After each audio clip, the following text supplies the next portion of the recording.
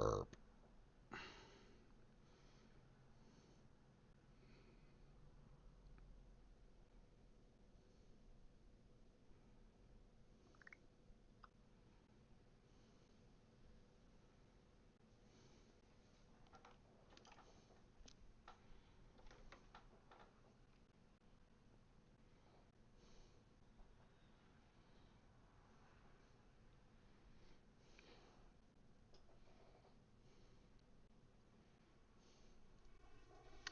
Hello, hello. Oh, chat's starting up without me. Oh, love you too, chat. As I said, as you saw on the start screen, I have restocked with tea. I'm ready to go for today, and oh, this might not be strong enough. Oh, still too hot. Burned my mouth a little bit. This is some Ceylon tea. I have to, don't nobody tell my grandma though. She likes this tea. This is like her favorite one, so she doesn't mind if I drink it, but I try to save it all for her. So this is just between you and me. All right. And so I was thinking about a little bit what I wanted to go over today. We've been doing a lot of debate reviews, and uh, I don't want that to be the only thing that we cover here. And so I got to thinking, you know what, I kind of missed a staple of left YouTube going over and getting very upset about a Prager U video. More like Prager poo, am I right? I'm getting an alert from YouTube. They say they heard that and they're closing my channel. All right, well, such is the price you pay. So I don't have a video in mind. I figure we'll just browse around and see what absolute madness they've concocted. But I'm well equipped. I have my tea. I have something that I will no doubt be fiddling with the entire time. So I'm armed, ready, protected. Well, maybe not protected. Let's see. Let's see how much brain damage I suffer in this one. So we'll just go through it together. Like, chat, feel free to shout out if something catches your eye as a cool thing to go over. I really burned my tongue with that sip. That was a really bad idea. I just made the tea. Congrats. I knew it was going to be a bad idea, but I was like, "Oh, well, I should take a drink on stream." This is the quality of streamer that you have in mind. This is a lot of very different kinds of very different. Oh, oh, I'm very concerned about this. I don't know who this person is, but the prospect of Prager U going trying to trying to analyze any actual philosophy sounds miserable. Oh, I also forgot to close my door. Give me one moment, please. I'll be right back.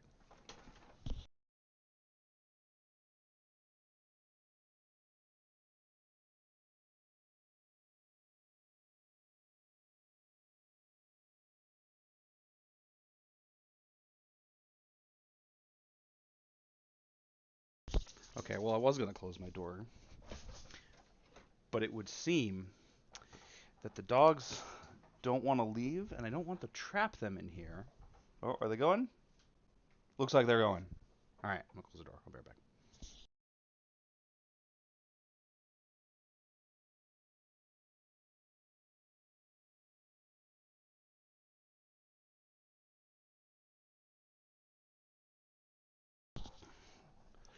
One of them popped back in right as I was closing the door, almost crushed their head. But the dog is unharmed. Worry not. Okay, so let me resale this so we can all see the horrors that await us. So all right, let's see. Going over the cave might be good. Were there like normal videos that they used to do where they just like stare into the camera and lie to you for 5 minutes? Okay, here, yeah, we see a little bit of it. Um, oh, oh, I have to know.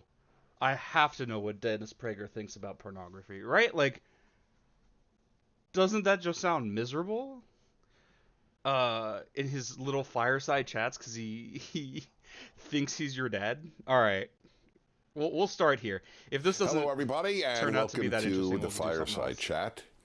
I've lost track of numbers. I'm not even sure. Well, we would know what number this is actually. He's lost track of numbers 286. as a Hi, everyone. concept.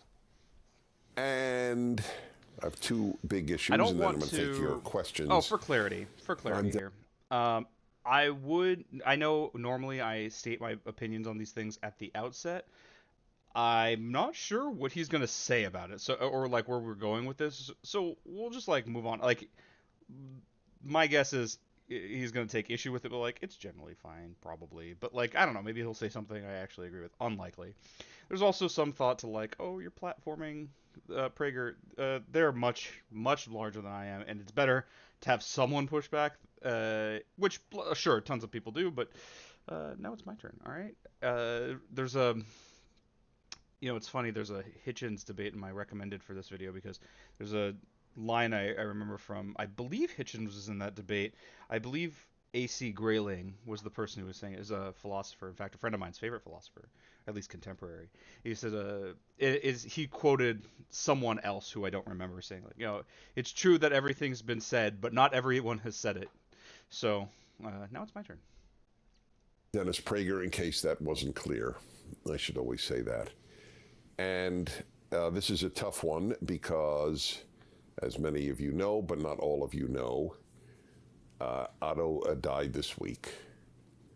And I don't know who that is. I have some thoughts on that.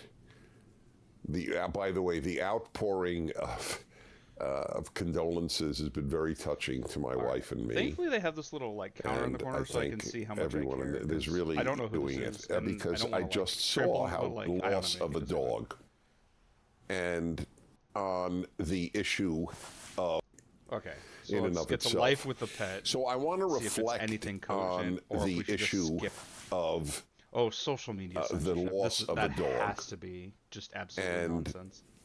Because that's the way my mind works.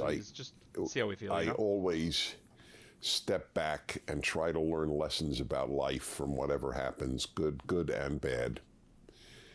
So I'll begin with this thought. The moment a person adopts or buys a pet,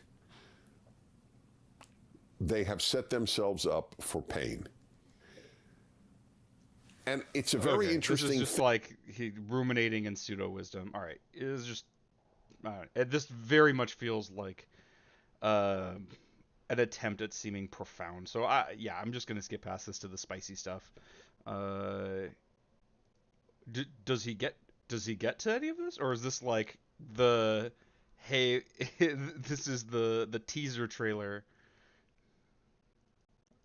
Yeah, even this part is the most replayed. Yeah, of course it is. Of course it is. Who wouldn't? Other focus thing on this to part? address. It won't be nearly as long. Some of you don't have much to say I'm about sure it? that All some right. of you are aware of this because it's made the rounds on the internet, and that is comments that I made for at the Daily Wire. One of the Daily Wire sessions on the Book of Exodus, the biblical Book of Exodus. I was part of the panel with Dr. Jordan Peterson. All right, get to it. All right. We did 24 hours, 16 sessions, 24 hours on the Book of Exodus. I was delighted and honored to be part of the group that did it. I know it's like impatience, but you have to remember, like, anyway, he's already been talking for 10 the issue minutes arose of thought sin versus action sin.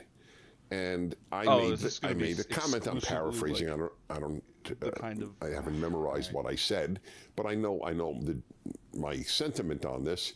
That in Judaism, the action is way more important than the thought, and I have adopted this view in my own life. That sins of behavior are far worse than sins of thought. Also. And I think I have to believe that the vast majority of Christians would agree with that as well. A reminder, those of you watching on social media, the rest of the podcast, broadcast, fireside chat. All right, we're not doing any more fireside chats. If that's how it is, if it's like teaser for the pod, fuck that. It's already stupid that I'm watching this. All right, I know there's this police brutality video. I'm worried that I'm not educated enough to appropriately respond to it. It's not that I think they're correct, but I might need more knowledge than I have to demonstrate all the ways that they're right. So I don't necessarily want to get into that. Let's see, we saw one on Zachary Taylor. What is all this nonsense? They used to have like, mostly their like deranged 5-minute talk at you videos about why they think a good thing is bad.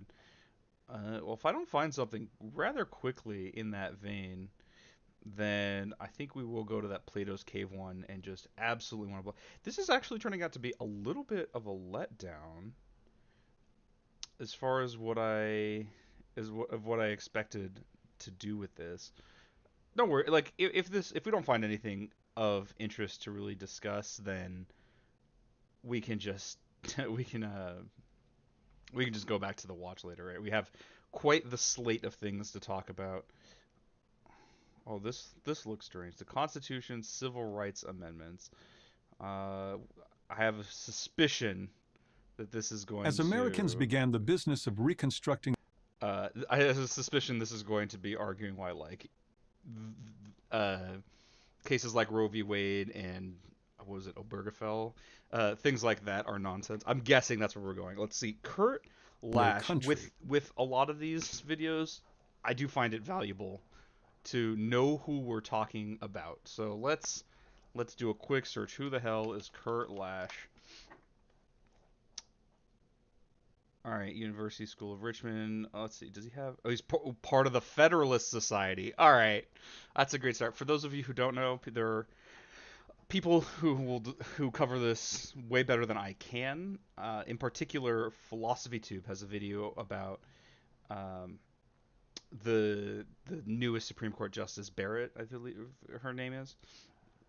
That talks about the Federalist Society, and this is basically like an attempt to couch conservative misreadings or insistences on how law should be as truth. In fact, one thing that's kind of interesting is that I'm not going to go over it too much, and I'll trust you to watch the Philosophy Tube video and what she says about the Federalist Society over there. But something to note is that they try to couch like how they view how things should be in the truth of what the Constitution originally meant. It is the same sort of appeal to nebulous, on like metaphysical authority that pervades this kind of thinking, because that's the only way you can really arrive at these conclusions. So it's interesting that that's there. Does he have like a Wikipedia article? Because oftentimes you can get a reasonable synopsis of like what's important to pay attention to. Not really. Oh, here we. Oh, nope. I'll do a brief look around. All we know, professor of law, and he's a member of the Federalist Society. Oh, and this is incredibly brief. Okay, so we're not going to find out too much about this guy. It's fine, such as it is. Also, wouldn't you know it? Like, such a bad idea. Like, I know myself, and yet somehow I still managed to set up an idea for what to for like a cool idea of how to discuss concepts and keep a track of what we've talked about, what we haven't, in which I have homework that I'll definitely fail to do. I don't know what's wrong with me. How did I not know? How did I know that was coming? Whatever. Let's just get to the video. This might take a while. After a bloody civil war, they also reconstructed their constitution. Let's start over. I forgot how he started this. As Americans began the business of reconstructing their country after a bloody civil war, they also reconstructed their constitution. That was the purpose of the 13th, 14th, and 15th Amendments. I'm not exactly sure what he means. The 13th Amendment abolished slavery. The 14th Amendment enhanced the civil rights of all citizens. I want to be thorough here, not because I think that I'm going to shed any light on something new that like people don't know, so much as these I'm aware that these amendments come up a lot and are very important, and so I think it'd just be nice to read them.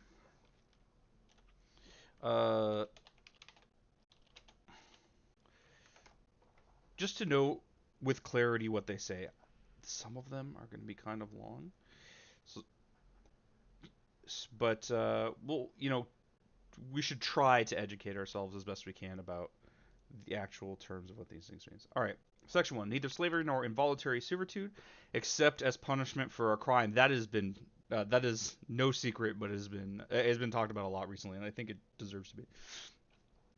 Because that is just it's just horrendous that any exception should be made to slavery, or the illegality of slavery, I should say. Whereof the party shall have been duly convicted shall exist within the United States or any place subject to their jurisdiction. Amazing video that I cannot recommend enough is from Knowing Better, called I know the thumbnail says neo-slavery. I'm gonna find it because this video is very good. You know what? I think I'll put a link to these videos in the description of this stream, so we and maybe I'll start doing that. I don't even mind doing it live, despite the fact that it is a bit of a digression, just so we have kind of a reference to these ideas that I talk about. So let's start with Philosophy Tube and Amy Coney Barrett. So let's get I just want the link. All right, so we'll put that in the. Let me see if I can. Well, can I not do that directly from OBS? Okay, it seems I can't do that directly from OBS, so I'll just keep the tabs open as videos to put in the description. I do feel that that's important. So we'll have this one. And then Knowing Better, just an absolute phenomenal video. One of the best I've ever seen as far as the content and the information. The part of history you've always skipped, neo-slavery. Just a truly phenomenal video about what the 13th Amendment actually failed to do, which was prevent slavery from happening, because it didn't. While it was claimed to be illegal, there was no punishment. He goes into it in much better detail. It's very thorough. Highly recommend that video. But all right, Section 2. Congress shall have the power to enforce this article by appropriate legislation. My understanding is that this was the failure that happened for what was it, like 90 years, something like that, maybe 80 years, where Congress just didn't. And this is the kind of thing that happens a lot. So that's the 13th. Let's read the 14th real quick, just so we have an idea of what we're talking about. And yeah, I was pretty sure this one was kind of long, but it's fine. We'll read it. Learning is good, right? All right. All persons born or naturalized in the United States and subject to the jurisdiction thereof are citizens of the United States and of the states wherein they reside. So this is kind of interesting. This maybe the establishment of what makes someone, or like how you become a citizen. I wonder how it was before this. Or perhaps maybe that was just to say that to say all persons and not just white people. Maybe that's what the intention was. I'm not sure. No state shall make or enforce any law which shall abridge the privileges or immunities of citizens of the United States. Interesting. That's a really interesting clause. Nor shall any state deprive any person of life, liberty, or property without due process of law. There it is. Okay. Nor deny to any person within its jurisdiction the equal protection of the laws. All right, cool. Section 2. Representatives shall be apportioned among the several states according to their respective numbers, counting the whole number of persons in each state, excluding the Indians not taxed. But when the right to vote at any election, this reminds me of another Knowing Better video where he talks about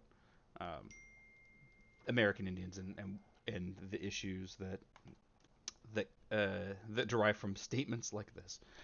But when the right to vote at any election for the choice of electors for President and Vice President of the United States, Representatives, Congress, the executive and judicial officers of a state, or the members of the legislature thereof, is denied to any of the male inhabitants of such state being 21 years of age and citizens of the United States. So this is basically saying this is equal voter protection, right? And a good note here, yes, a portion of this was changed in the 26th Amendment as far as voting age. Now it's 18, right? Or in any way abridged, except for the participation in rebellion or other crime, basis of representation therein shall be reduced in proportion to the number. Okay, so this is like how to determine electoral college stuff.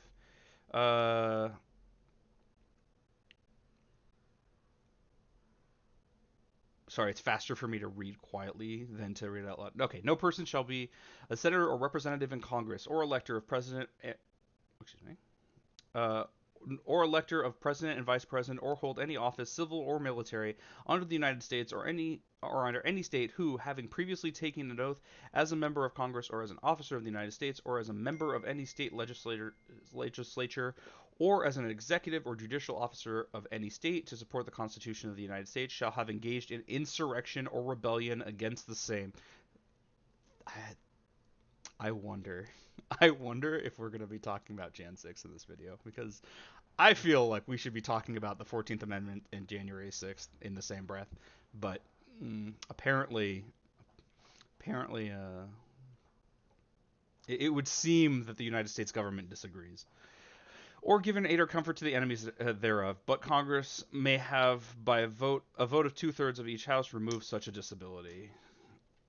Section 4, the validity of the public debt of the United States authorized by law, including debts incurred for payments of pensions or bounties for services in suppressing insurrection or rebellion, shall not be questioned, but neither the United States nor any state shall assume or pay any debt or obligation incurred in aid of insurrection or rebellion against the United States, or any claim for the loss of or emancipation of any slaves, but all such debts, obligations, and claims shall be held illegal and void. That's interesting. I wonder if that's just like refusing to... I'm not sure that I'm going to necessarily understand what we're talking about. For clarity, yeah, if people popping in aren't aware, what we're doing today is we're going to go over some Prager U videos and just stare into the void and watch it stare back. I just picked one that seemed kind of interesting. I'm not exactly sure what we'll be talking about. All he's mentioned so far is the 13th, 14th, and 15th Amendments being reconstructions to the Constitution. If that's a rhetorical flourish, fine, because he was talking about the Reconstruction era. But if he's talking about like a fundamental change to the Constitution, we might have some disagreements. And I figured it'd be nice just to read what these amendments say.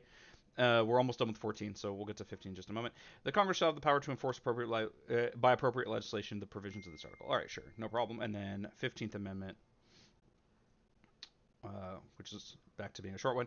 The right to the citizens of the United States to vote shall not be denied or abridged by the United States or by any state on account of race, color, or previous condition of servitude. The Congress shall have the power to enforce this article. Okay, so now we know what those amendments are. Let's see what he makes up about them. The 15th Amendment guaranteed the right to vote, regardless of race. Together, these three amendments, known as the Reconstruction Amendments, declared a new birth of freedom in the United States. Okay, maybe in January 1863, at the height of the Civil War, President Abraham Lincoln issued the Emancipation Proclamation. Sure. That proclamation declared free any person held as a slave in the rebel states. So, funny story about this, and this is not like super relevant. I don't know why I'm opening a new tab. I have my Google tab here. The Emancipation Proclamation was actually kind of funny because it declared that all persons held as slaves within the rebellious states, or let me see if I can find the actual text of it. All right. It stated, by virtue of the power vested in the commander-in-chief, army, yada yada, etc. Okay. Order and designate as the states and part of the states wherein the people thereof respectively are this day in rebellion against the United States, the following to wit: I do order and declare that all persons held as slaves within said designated states and parts of states are henceforward shall be free. While a lot of people look at this, this is becoming more discussed now, but a lot of people look at this like, this freed the slaves. Well, no, because this was only towards states that were in rebellion. I wonder, if you stop rebelling, do you get to keep your slaves as part of the idea? But also, the states in rebellion consider themselves another country. This would be akin to, England still trying to pass laws that affect us in America today. They think they're a different country. You have no authority to enact the force of law. Now, of course, from the position of the president, he does not think they're a different country. He was trying to keep the Union intact. But it was always very funny to me. That it was like, so this can't do anything, right? Like, but maybe as an incentive to stop rebelling, it could have done something. I'm not exactly sure. But ending slavery would require much more than a wartime executive order. First, the Union would have to win the war. Okay. That wasn't certain in 1863. So far, this and is second, Lincoln would have to persuade the American people to amend the Constitution to ban slavery forever. In January 1865, with Lincoln's encouragement, Congress passed the 13th Amendment. The amendment proclaimed neither slavery nor involuntary servitude shall exist within the United States. I love the ellipsis. Oh, that's beautiful. This is why we read it. This is why we read it ahead of time. Because he obviously does not want to acknowledge that there's an exception for inmates, and you have to try to justify that because, like, we're at Prager U. They unconditionally support the authority of the country, right? Like, they cannot. And let's be real, a lot of them like slavery. So there's no way he's going to argue against that exception, but he also could not possibly justify it. Or any place subject to their jurisdiction. On April 9th of that year, Confederate General Robert E. Lee surrendered to Union General Ulysses S. Grant. Okay. The Civil War was finally over. Less than a week later, Abraham Lincoln was dead, felled by an assassin's bullet. But his ambition to free the slaves lived on. On December 6, 1865... There's another thing. It's really minor. It's not super important, but Abraham Lincoln was, at the outset, not particularly interested in ending slavery. It was just something that became more politically useful for keeping the North okay with fighting this war. There's a pretty interesting quote where he says, like, he would, if he could keep the Union together and it required freeing no slaves, he would do that. If it required freeing some slaves, he would do that. If it meant freeing all the slaves, he would do that. He was mostly interested in keeping the Union together. American people ratified the 13th Amendment. Slavery could no longer find sanctuary in the Constitution. Which isn't actually true. Although the now former slaves had attained freedom, that didn't mean that they had attained equality. Taking advantage of the chaos following Lincoln's assassination, the Southern... Oh, whoops. Tonight's performance features... Sorry, I was trying to add this video to the description as we were watching and close and reopen. But yeah, as the other video I was recommending from Knowing Better, the part of history you've always skipped, makes clear, actually slavery didn't end after the passing of the 13th Amendment. Well, it did end after, but like 80 years after. States passed the infamous Black Codes, laws and local ordinances which denied blacks basic rights, such as free speech, the right to bear arms, and the right to peaceably assemble. You might well ask, weren't blacks, now that they were free, protected, like every other free American by the Bill of Rights? No, not according to the Supreme Court. In 1833, the court had ruled in Barron v. Baltimore that the first 10 amendments applied only to the federal government and not to the states. To correct this injustice, a new amendment would be required. And this became the 14th Amendment. So, for what it's worth, this is a partial truth as I understand it. The 14th Amendment did endeavor to fix those problems, but they obviously weren't fixed. The Black Codes, let me see if I can find it. Oops. Well, it'll figure that out. I just want a time period.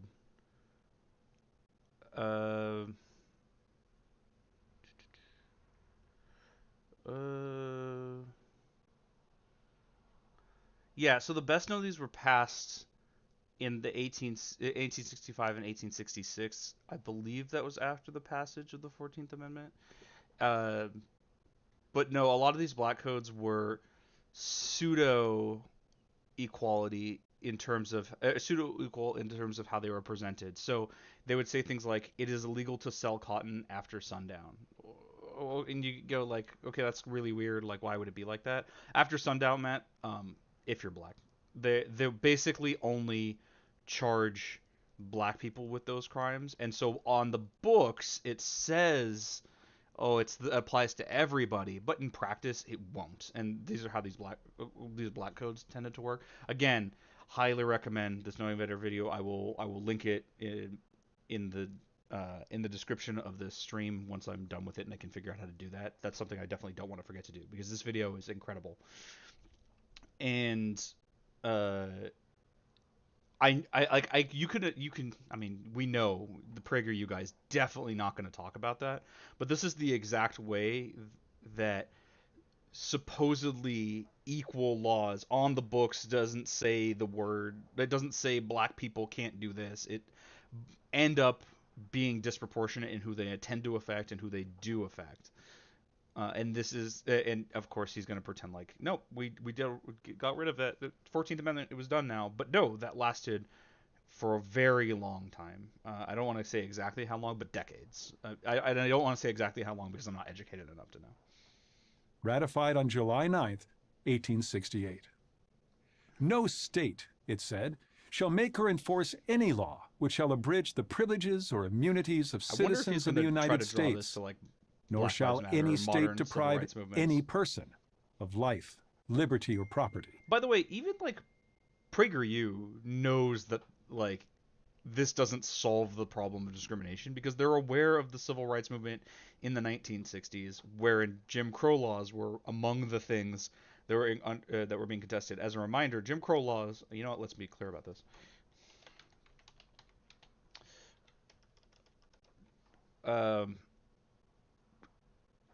Were, as I understand it, laws that allowed businesses to racially discriminate and had some services racially discriminated. Let me see if I can find like an example. I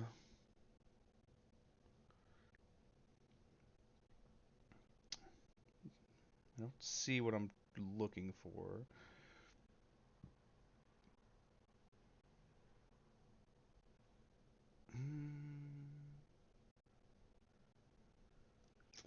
I'm just trying to find really quickly an example of this.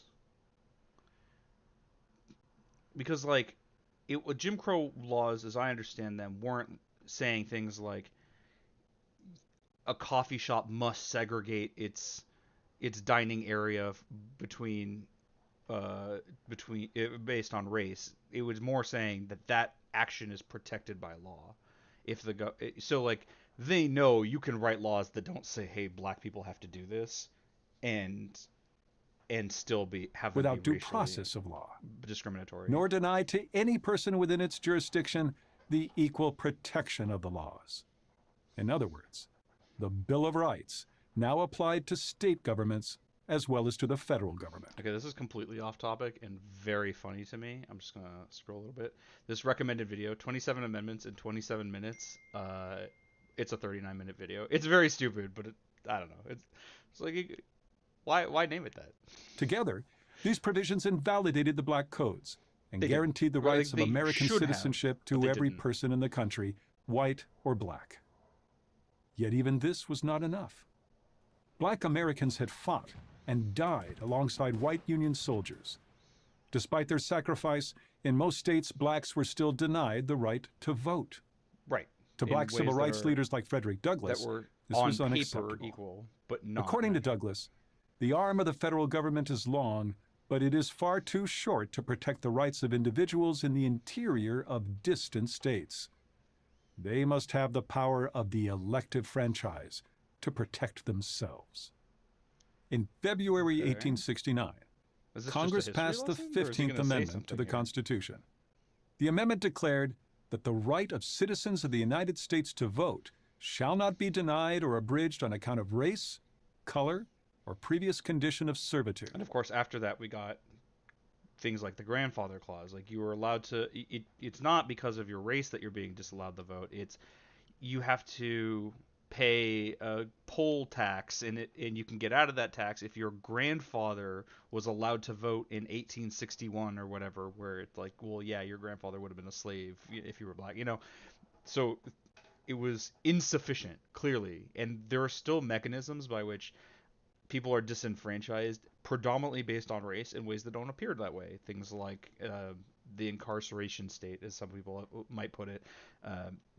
When you say felons aren't allowed to vote and then start over-policing black neighborhoods, suddenly a lot of black people don't get to vote. There are lots of ways to get around this, and they have been gotten around a lot of times. On February 3rd, 1870, the new amendment was ratified, and to now President Ulysses S. Grant, erasing the color bar at the ballot box was a measure of grander importance than any one act since the foundation of our free government. Constitutional reconstruction was now complete. Right now, slavery was abolished. The basic rights of life, liberty, and property protected. Without implication. And political power extended to every citizen in the country, regardless of race. Regardless of race, the basic structure of the Constitution remained the same, but the rights of American citizens were dramatically expanded. These three amendments forever changed the meaning of American freedom. As Frederick Douglass declared upon the adoption of the 15th Amendment, henceforth we live in a new world, breathe a new atmosphere, because they're trying to have a new earth beneath, and a new sky above us. Douglass's enthusiasm was warranted, but sadly premature. There was much more work to be done before black Americans could enjoy full equality. This is really not that bad. The 13th, 14th, and 15th Amendments, however, made that equality inevitable. I'm Kurt Lash, professor of law at the University. Okay, that was weird. Okay. I was hoping for something spicier than that. I did not think that dipping into the Prager U well would have us coming up so dry. I expected more from them, or I guess less. Let's see if we can't find something a little spicier. We still have that backup of watching them try to talk about Plato's cave. And we also have the backups of like the videos we haven't, or the debates we haven't gone over yet. I was just hoping to do something a little different, inflict some psychic damage on myself. Just felt like it. Where are these videos? Oh, I don't. I'm gonna skip one of the ones I just saw.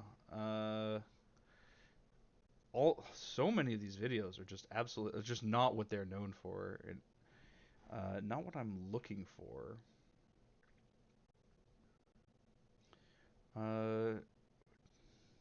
Don't see anything that's like terribly interesting. If there's a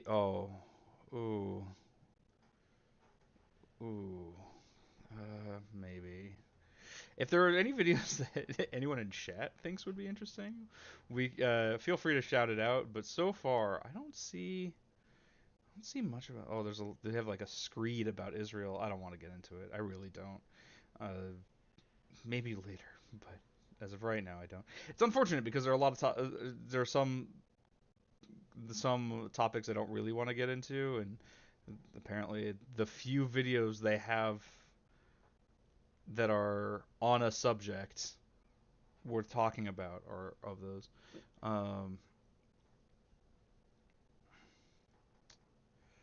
right, we're coming up dry. Too much dead time. Let's see if they can talk about the cave. In particular, because I could have sworn I saw Michael Knowles, and that guy is just... Oh, yeah, that's Michael Knowles. Just a monumental Welcome back to the book club. I'm Michael Knowles. Yeah, and today... it's better for you, chat. Don't watch them. They're really bad. We're here to point, laugh, and mock, and apparently be somewhat surprised there. Michael Knowles, known... genocidal fascist, allegedly. I'll cover my ass, I guess.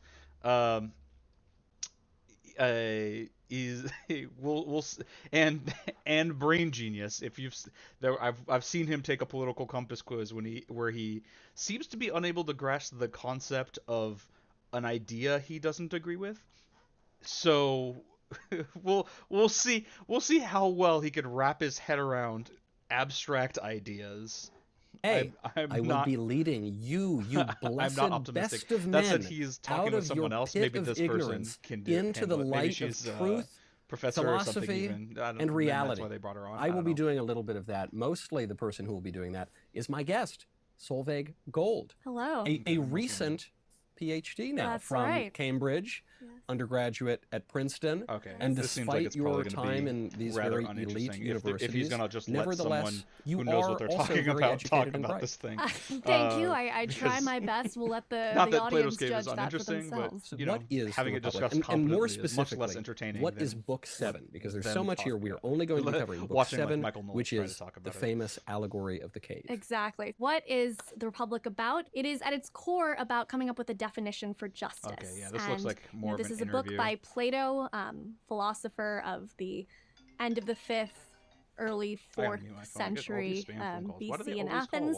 And like most Platonic dialogues, it's about his beloved mentors. Yeah. Okay. It seems like it's an interview. I'm just going to let her talk. Well, that's really disappointing. I'll be honest. I was hoping that we would have something a little spicier to go over. Oh, they have the kids shows. Oh, geez. Well, here's their playlist of 5-minute videos. This is where we're more likely to find something painful.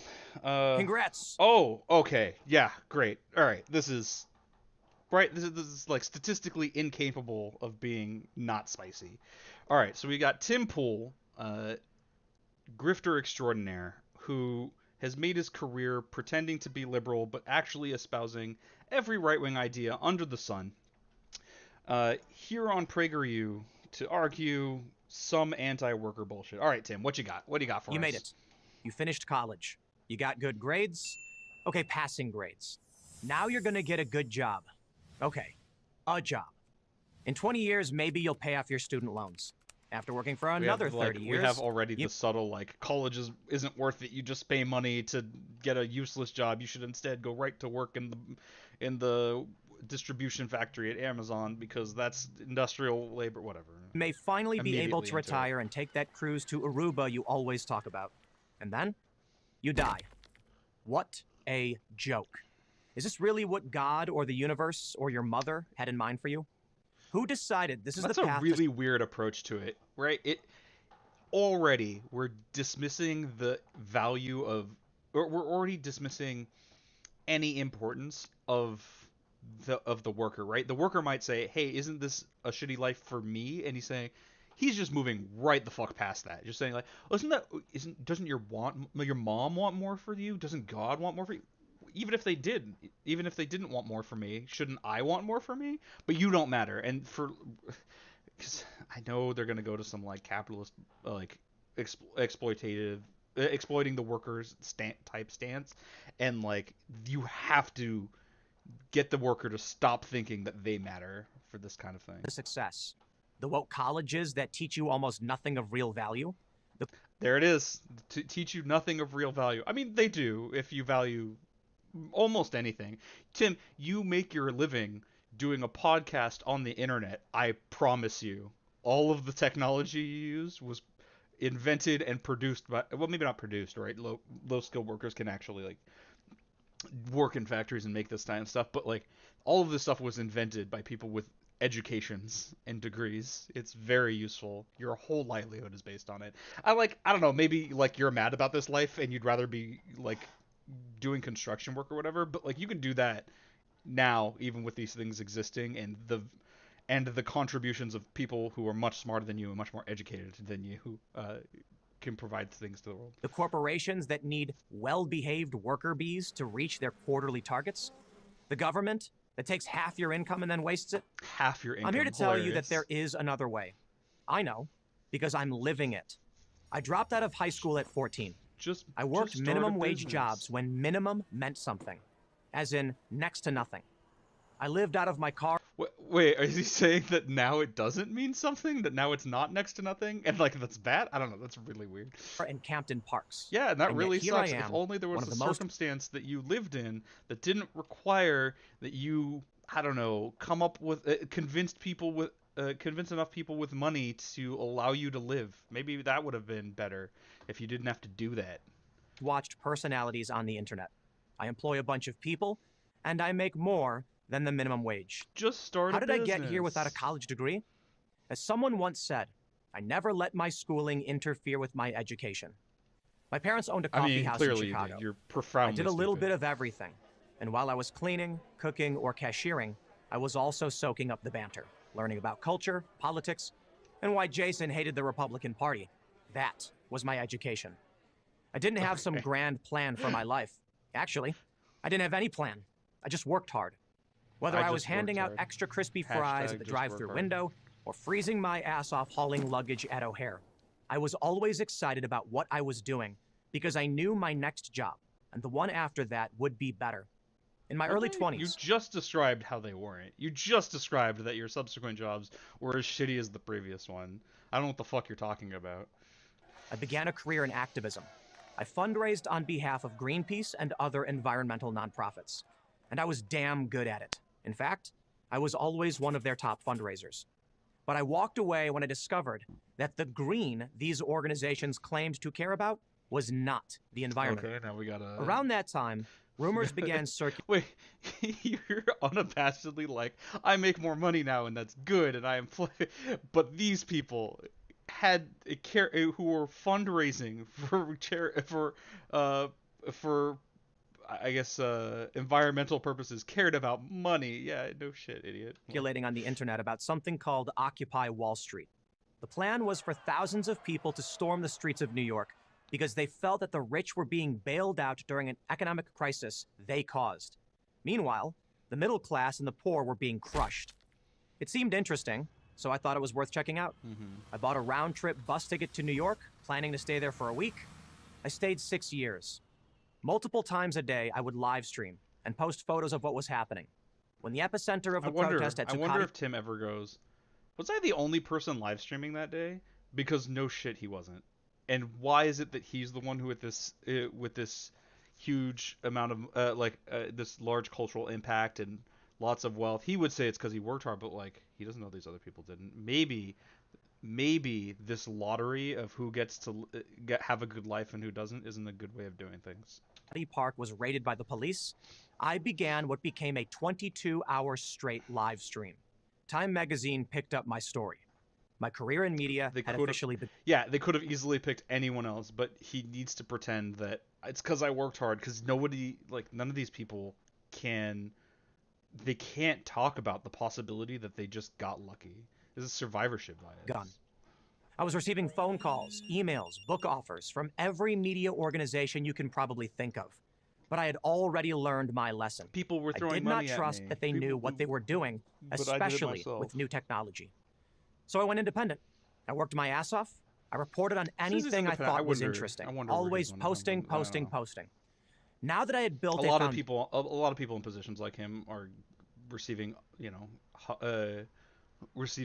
being funded by large investors. I don't know that he is, and I'm not insinuating that he is. I'm just wondering, like, well, everyone else in your space seems to be. Why not you too? But I don't know. I had leverage. I went to Vice. I didn't ask them for a job. I told them the job they would make for me. They agreed. I was a monumental prick at them, but because I had cultural sway, they listened. But so you can do it too. As corporate media began to change and embrace the cult-like ideology of wokeness, I realized I couldn't stay there. If I wanted to tell the truth, I had to do it myself. That said, he now spends his time lying about easily verifiable facts. So, tell him the truth, I guess. Fast forward 6 years, and I now have my own media empire. The Timcast Network has over 4 million subscribers, over 1 billion views, and 2 songs on Apple's top 10 list. And yeah, I'm still working my ass off. In short, I trusted myself more than I trusted my teachers or my managers or the people running the companies I worked for. Whatever value they assigned me, represented by a report card or a title or a paycheck, wouldn't have an impact on my success. How about you? Do you believe in yourself enough to chart your own course so that you can one day do what you really want to do? For me, it's working for myself. For you, it could be getting to the C-suite of a Fortune 500 corporation, or staying at home and raising a family, or becoming a cattle rancher. But it could. There are a million good options. I'm not going to make any judgments about what you want to do. My life-changing advice? Well, sorry, I don't have any. Except maybe this. Except by implication, right? That's the whole Pim tool strategy is like, I'm not going to tell you what to do. I'm not going to have a conclusion, because that would make it clear that I'm in fact not liberal and in fact very conservative. I'm going to simply imply that there's nothing that could possibly get in your way but the amount of work you are unwilling to do. You know. Keep working, and then work harder. I figured it out. Your turn. I'm Tim Poole, host of Timcast for Prager University. Yeah, this is exactly what I thought. It's just work more. It'll always work out. There's no institutional barriers to you doing well. There's like, it didn't matter. He doesn't even factor in, like, he got extremely lucky that he was the person picked out for Time. If Time picked the guy next to him doing his live stream, because you have to know, lots of people were live streaming Occupy Wall Street. It was a big deal. If they picked the guy next to him, he's nothing. He's no one. But he can't reckon with that. Instead, he has to say, "Oh, it's just hard work," because it's also it's kind of insidious, because it's also something that he can tell himself to make himself feel better. Like, why am I here? Because I worked hard. It's not that I got lucky. If he had to make peace with having been lucky, then he can't, like, he doesn't get to feel as good about himself. But no, it doesn't always work that way. Like, how much you work, people work a lot. You want to talk about work, keep working, and then work harder? There are a lot of people who work multiple part-time jobs to the point where they're working significantly more than 40 hours a week, and they live in poverty. What's wrong with what they're doing? Oh, it's because they didn't get lucky. They didn't convince but he won't challenge the structure. He won't say, hey, maybe there's a problem of your ability to live is gated behind whether you can make money for someone who has more than you. And now you get to be independent to some extent. I don't know how much he's like fully independent or not. He says he is, but he says a lot of things that aren't true. And like, Grath, you got there, but all the people working for you didn't get to, and all the people working for you can't. Right? Your business can't have all these employees if they all get to do what you did and start their own business. It doesn't work. But it's just survivorship bias, and you shouldn't. Your well-being doesn't matter. Just work hard, produce, do more for your wealthy overlords. All right. We've gotten some spice. Do we want to do another? Should we go do something else? Or should we maybe go back to some debate stuff? What do you think, chat? Do you want to do more of these videos? Are these interesting to you? Alternatively, we can even start watching some of these videos I recommended. The problem I have with that suggestion, though, is I'm not going to have a lot to say. These are made by people who are a lot better educated on the subject than I am, where my knowledge of it is coming from them. So I'm just not going to have much to contribute, and I don't just want to play their video uninterrupted. It feels like content theft in a way. So what do you think, chat? We'll open the floor up. It's democracy. We're doing democracy. Power of the people. What do y'all think?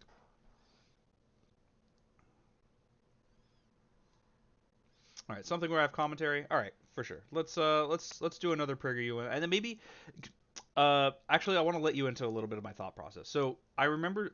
So I don't know if anyone remembers, but on Friday I was mentioning that yesterday my plan was to go over a debate between Destiny and the Muslim Skeptic, and I didn't do that.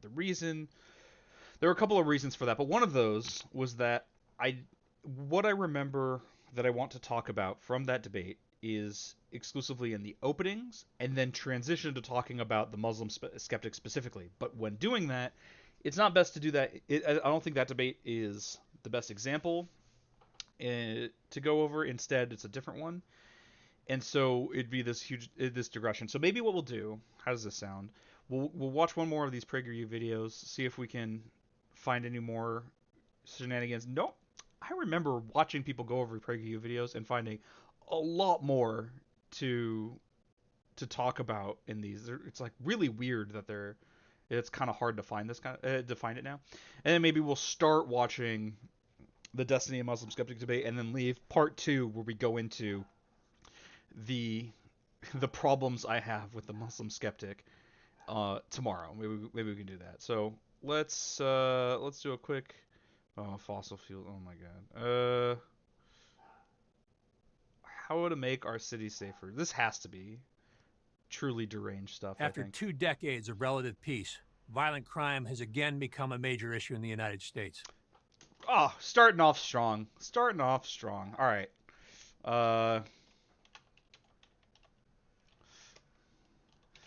I'm just gonna pull it up and then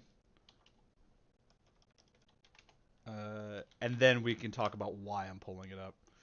So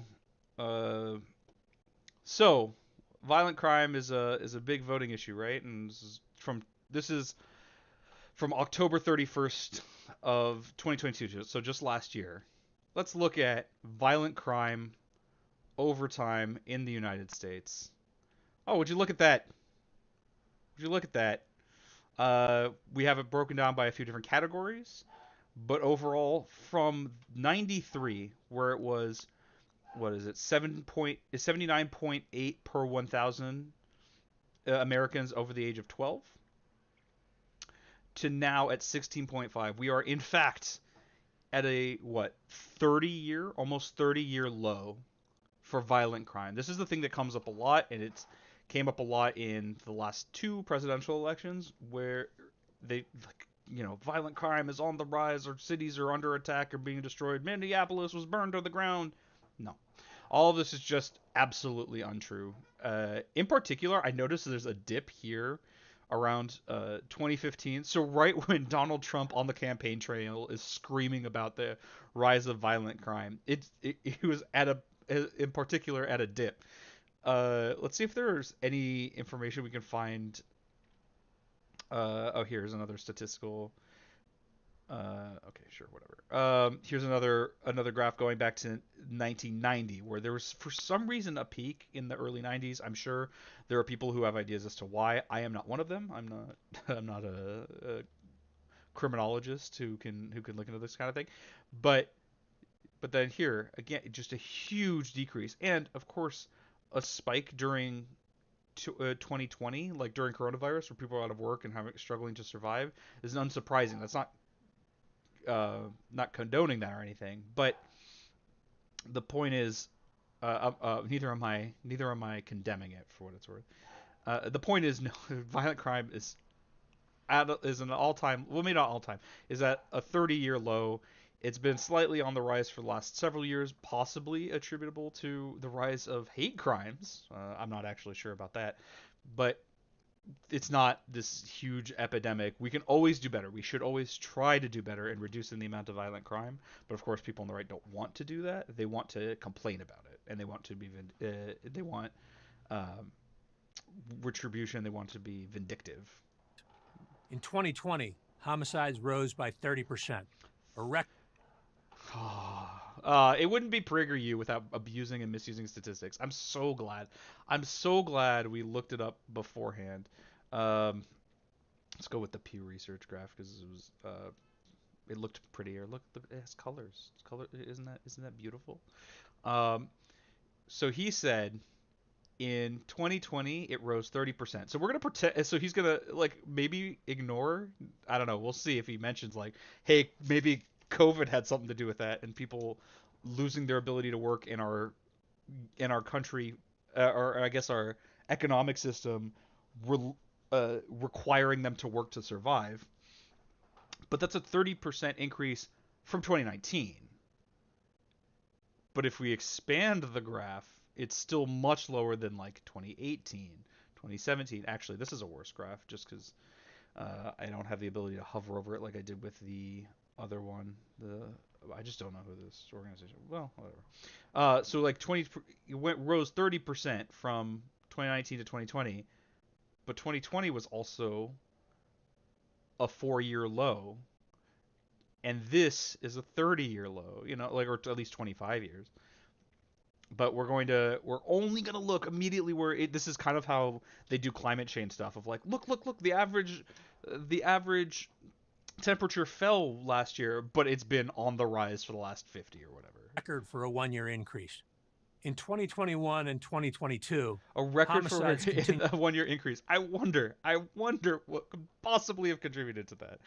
Maybe it's the guy you like who was president who failed to respond appropriately to a pandemic. Maybe, who knows? You decline, shattering records in several cities. We don't have to live this way. Shattering records. Here are 4 practical solutions that will make our cities safer. But we said several. None of these solutions are theoretical. They're street tested and backed by rigorous studies. I sincerely doubt that. They're constitutional and cost effective. Yeah, while each one will reduce crime on its own, taken together, they can transform. And of course, like this quote-unquote educational platform. Hey, do you have any citations for literally anything? If they're backed up by scientific study and statistical rigor, why don't you want to show that? Form a city, not in decades, but within a year or two. A year or two? Oh my God. Here's what we need to do. This is going to be some truly authoritarian shit. First, target the power few. What the fuck Violent does crime that is mean? highly concentrated. We know where violent crimes are likely to be committed. Drug houses, gang hangouts. Oh, he wants to over-police. He wants to over-police communities of color because he thinks they're like evil gang people. Of course, target the power few. What? That one's new on me. I've heard a lot of dog whistling. That one's a new one. A problem bar. There are people who are better able to cover why this is nonsense, but the short version, as I understand it, is that when you police an area, like you know what? Is it time? No, I don't want to figure out how to do a paint stream. Like let's say you have an area where there is a uniform amount of crime in all areas, okay, across the entire cityscape, and then just like by happenstance, this month or whatever you're doing your recording, you find that area C has more crime than the others, and you're like, okay, here's what we're gonna do. We're gonna send more police there because clearly there's more crime. Well, then you're gonna identify more crimes in area C, identify fewer crimes in areas A, B, and D, and when you reappraise the data, oh, it's gotten worse. There's only more crime. It's not that there's necessarily more crime happening there, and I'm not saying there isn't either because I don't have the evidence to say one way or the other. But it's that you found more crime. Oftentimes, the more effective as a solution is to remove the causes of why people will commit crime in the first place, not be punitive and policing for when they do commit them, because it doesn't solve the problems, right? Poverty is a high contributor to a person's likelihood of committing crime. Apparently, so is income inequality. Not just being poor, but being poor near people who are rich increases the likelihood of people committing crime. Single parent households. So like maybe if you stop throwing throwing so many fathers in prison on trumped up charges, maybe that solves that problem. It contributes to reducing the amount of crime. But no, instead he just wants to over-police neighborhoods of color. Look how scary they are. They're standing near a place in jackets. Hot spots. We know when violent crimes are likely to be committed. At night, and this on weekends, again, and during the hot summer months. Crime. He's only but trying more importantly, we know who commits doing violent crimes. Okay, they're called the power few. The power few? Oh, in any given city, just 5% of criminals are responsible for 50%. This is this a statistic that is familiar to anybody? Does this sound like something people have talked about before? Again, I'd like to note we have no idea where he's drawing this information. He just refused to cite any sources, the channel at least. I'm not saying him specifically. Whoever this guy is, who they don't want to tell us for some reason. Right? They didn't say at the outset who this guy is. He just started... Oh, no, they did. Okay, we'll come back to who that guy is. So let's try to see if we can find it. Is it 5% of criminals 50% violent crime. Let's see if we can even attempt to find something like that he could be driving this from. Interesting that the first hit for this kind of inquiry is race and ethnicity of violent crime. So in the event that anyone hasn't followed me as to what I was implying by this percentage, this is the very common racist talking point of 1350, that 13% of the population is responsible for 50% of the violent crime. What he has done is he has narrowed it, or at least what I think he has done is he has narrowed it to say, okay, well, it's not 13% of black people, or sorry, 13%, not 30% of the population, which is black people. That's the 13% that they're talking about. It's the 5%, which is the subset of those people who are of black people who are criminals, right? So it's disguised slightly, but I would bet money that this is simply the same racist dog whistle. And if we can, maybe we can find something here. This is from Department of Justice, Race and Ethnicity of Violent Crime in 2018. So this is several years before 2 years before what he's talking about. I wonder if we can find this 5% number that he's talking about. I don't see it at a glance, and I don't have the patience nor the training to read through the whole thing, so I don't see it immediately. And I know that's not thorough in any regard, but it's just one of those, like, he's not providing any sort of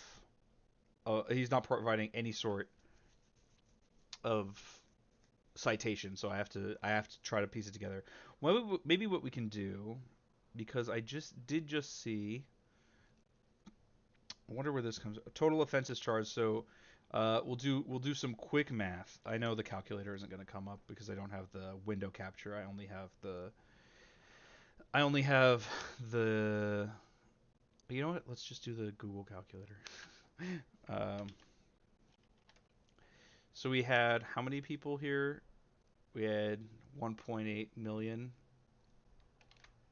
And so we have so in the United States we have 350 million people. Actually, it should be the other way. I know how to do math. Don't judge me. All right, don't judge me. All right, we have 1.8 million.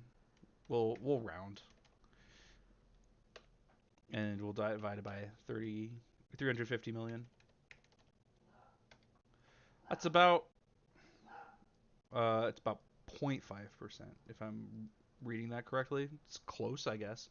But I guess he's saying 5% of criminals, so I don't know how many criminals are. Yeah, I would bet that this is just some racist dog whistle shit. Of all violent crimes. This I want to make this abundantly clear. It doesn't go away. It's not 5% of the total population of a city that's driving the majority of violent crime. It's 5% of the criminals, a subset of a subset. Targeting this small cohort of high-frequency offenders can substantially reduce violent crime rates. Remember, there's kind of an epidemic of recidivism because our justice system is anything but. It doesn't work towards rehabilitation. It works towards maximizing profit for these private prisons, which means that if people commit more crimes and come back, then they make more money. So you're incentivized instead of trying to rehabilitate and perhaps doing, like, having jobs programs where when they are released they already have a place to work, already have a place to live. That's not the case. You're just kind of dumped out and good luck. And if you're in a position where you're that screwed, yeah, crime is likely to be a way that you'll need to resort to survive. Throughout an entire city. Second, go after the drug dealers and gun-toting felons. The war on drugs has been a monumental disaster. It has not yielded any positive results, and it has in fact been a huge problem in this country, contributing to, and this is another thing I want to point out,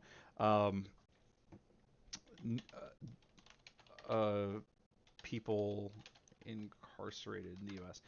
Is my understanding that we have, actually, instead of doing in the U.S., we'll do by country.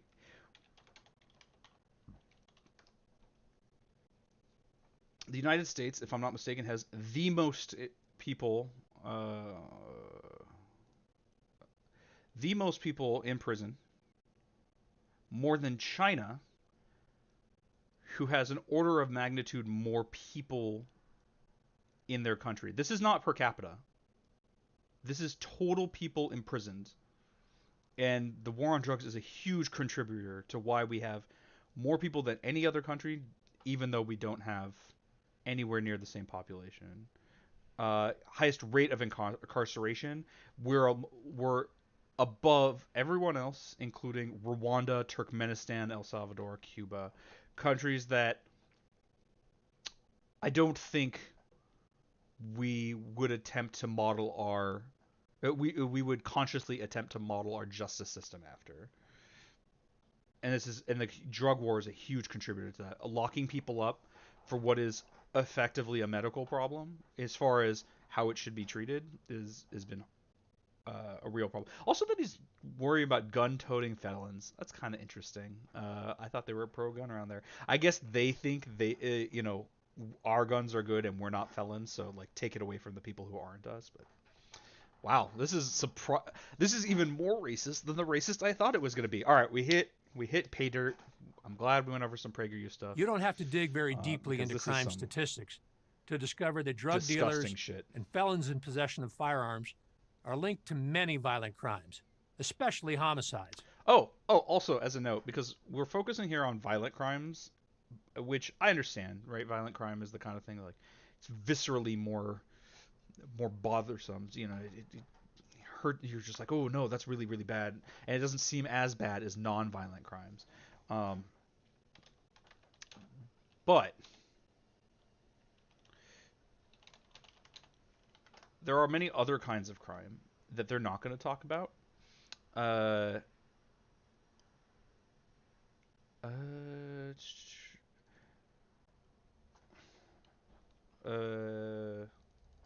on. There's something in particular I'm looking for.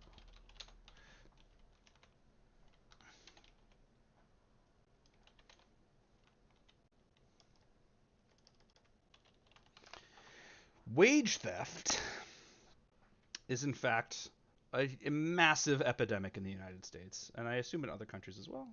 I would like to see some. Here it's from Economic Policy Institute. I believe I've seen the other. Yeah.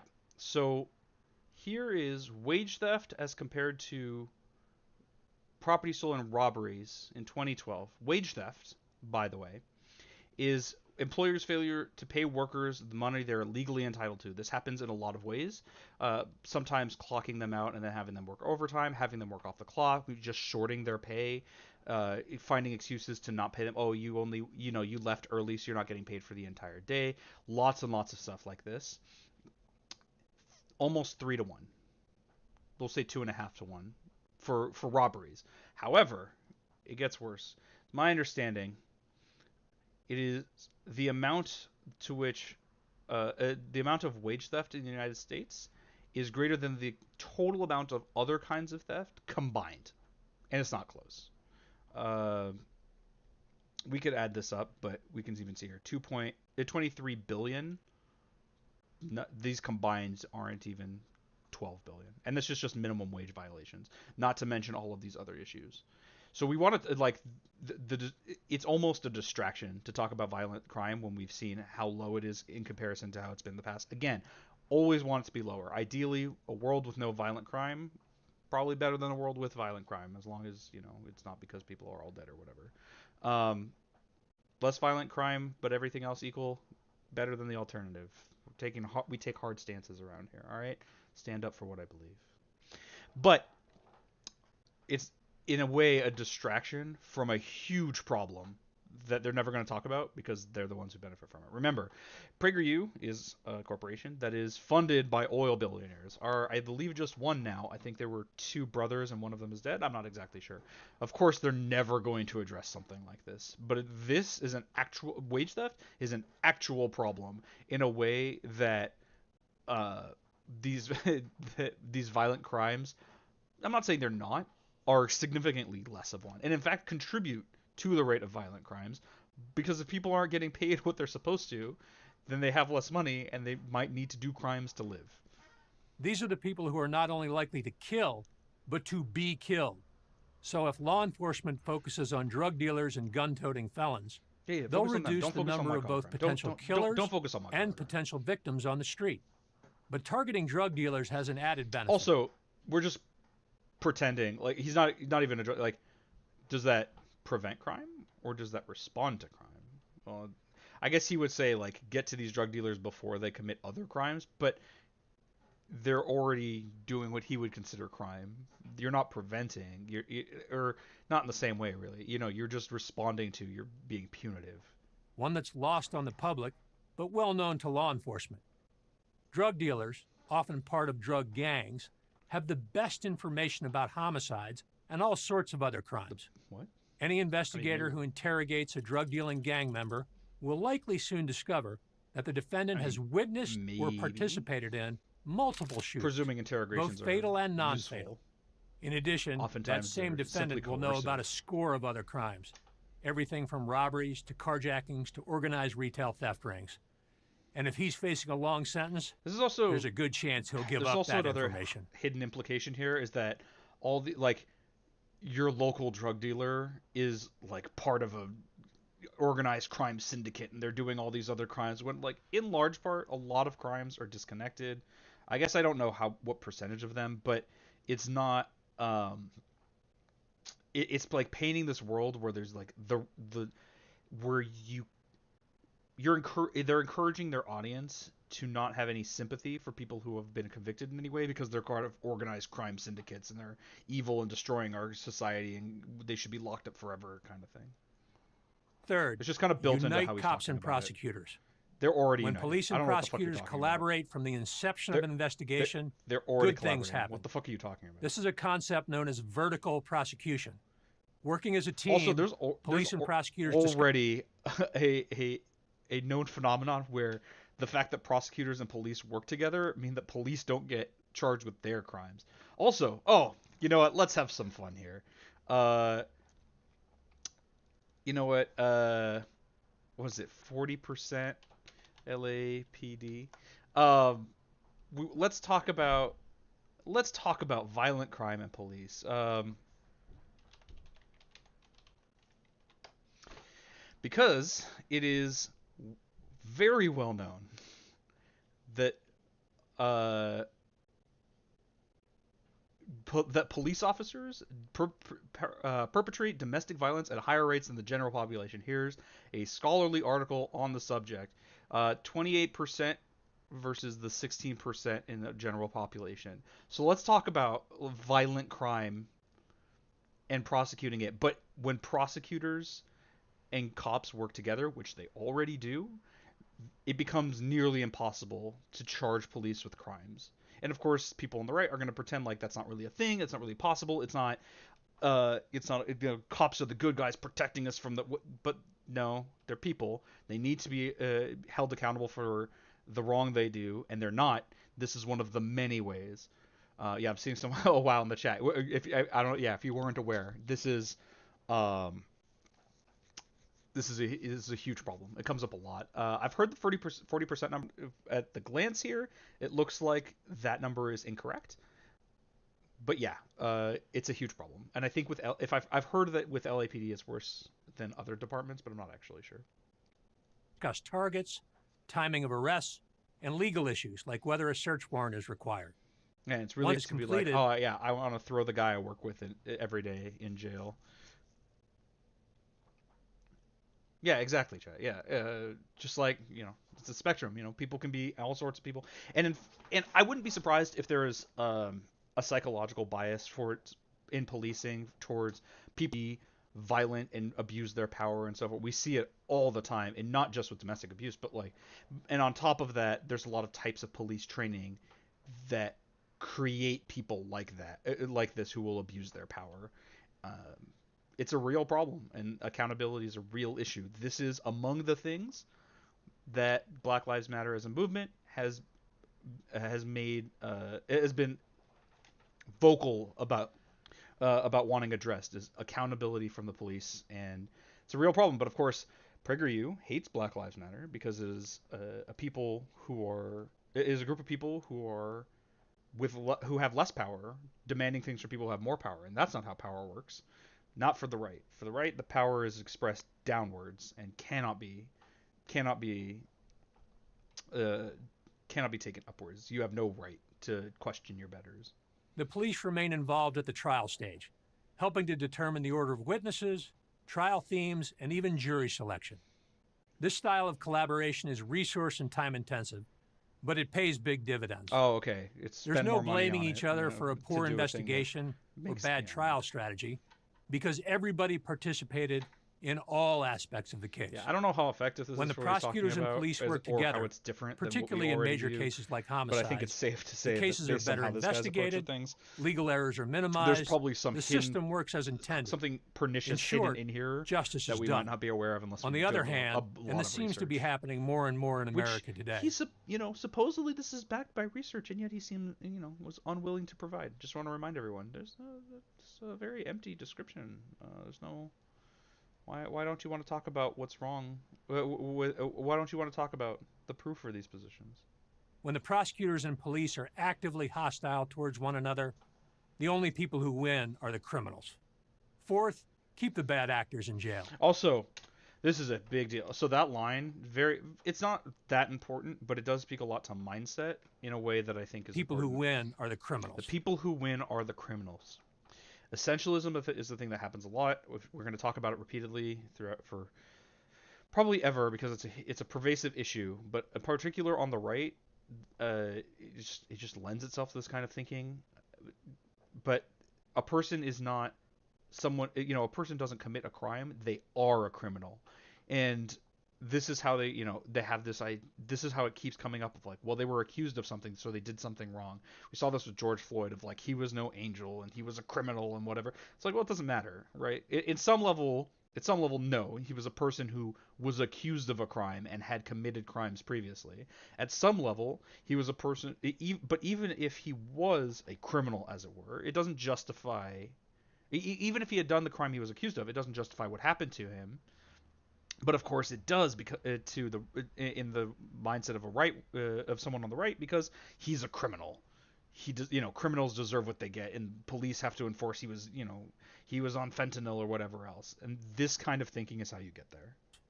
Fourth, keep the bad actors in jail. Progressive politicians insist that the length of prison sentences plays no significant role in stopping crime. Yeah, I wonder why they say that. Law enforcement. Let's see. I wonder why people say that.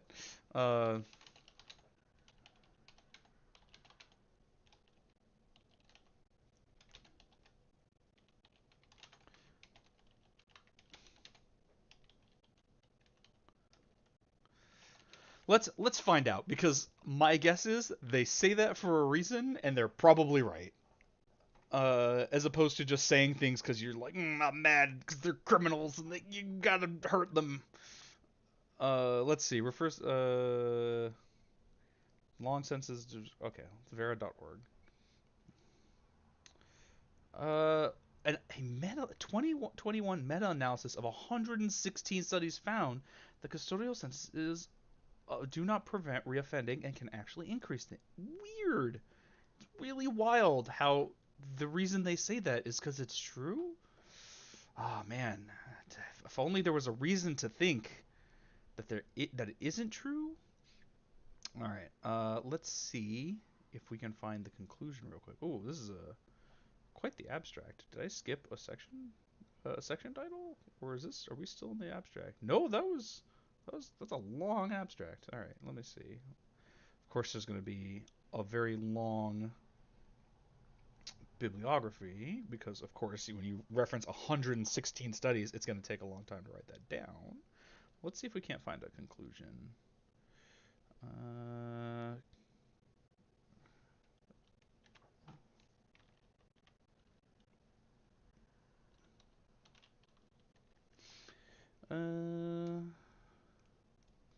Don't tell me there's no section. Oh, here's the conclusion in seemingly the middle of the paper. Or is this the conclusion of the entire thing?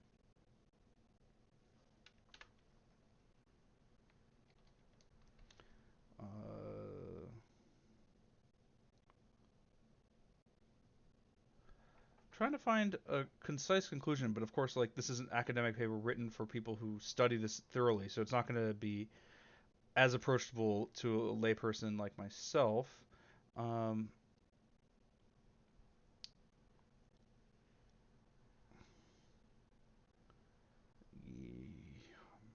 Okay, maybe I'll go over this on my own, but I don't see anything directly. But it seems like the reason why people on the left say that is because it's true.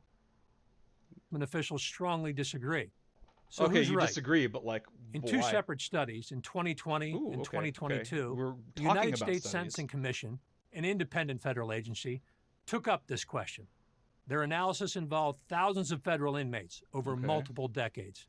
Their conclusion was clear. Once prison sentences get to 5 years in length, the longer the prison sentence, the less likely the criminal will commit another crime. Your average... Okay, I have a suspicion about this, why that might be. Let's hold on. He says the Federal Sentencing Commission. Let's see if we can find it. And it's really important to go over stuff like this, because in general, when people on the right and propagandists in particular reference studies, they are openly lying about it. But they're gonna assume you're not going to look into it. They're going to make it difficult for you to look into it. Why would you not put that evidence in your video description?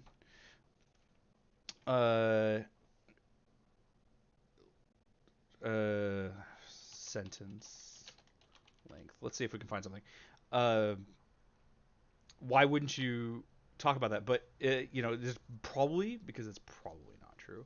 The reason why it's possible that the reason why that after 5 years the likelihood of committing crimes decreases is, well, let's say if someone's in jail from let's say they've been in jail for 50 years since they were 20, they're gonna be 70 when they leave. What are they gonna fucking do? It's like yeah, if you spend less time outside of a prison, it is harder to commit crimes outside of the prison. This doesn't seem to be the same thing. This might be it. Sentencing data report. No. Length of incarceration recidivism. This might be it. Studies a million. Okay. Let's see. So this study examines 32,000 federal offenders who meet certain criteria. These are also federal crimes, which is a subsection of inmates. Remember, some number of people are state offenders, not federal offenders. Okay. Almost identical. In both studies, the odds of recidivism were lower for federal sentence to more than 60 months compared to a matched group of offenders receiving shorter sentences. 29% lower for federal offenders sentenced to more than... Okay. And it seems like... Oh, wow. Okay, so it is a different issue than what I anticipated. So we see here, the odds of recidivism were approximately 29% lower for offenders...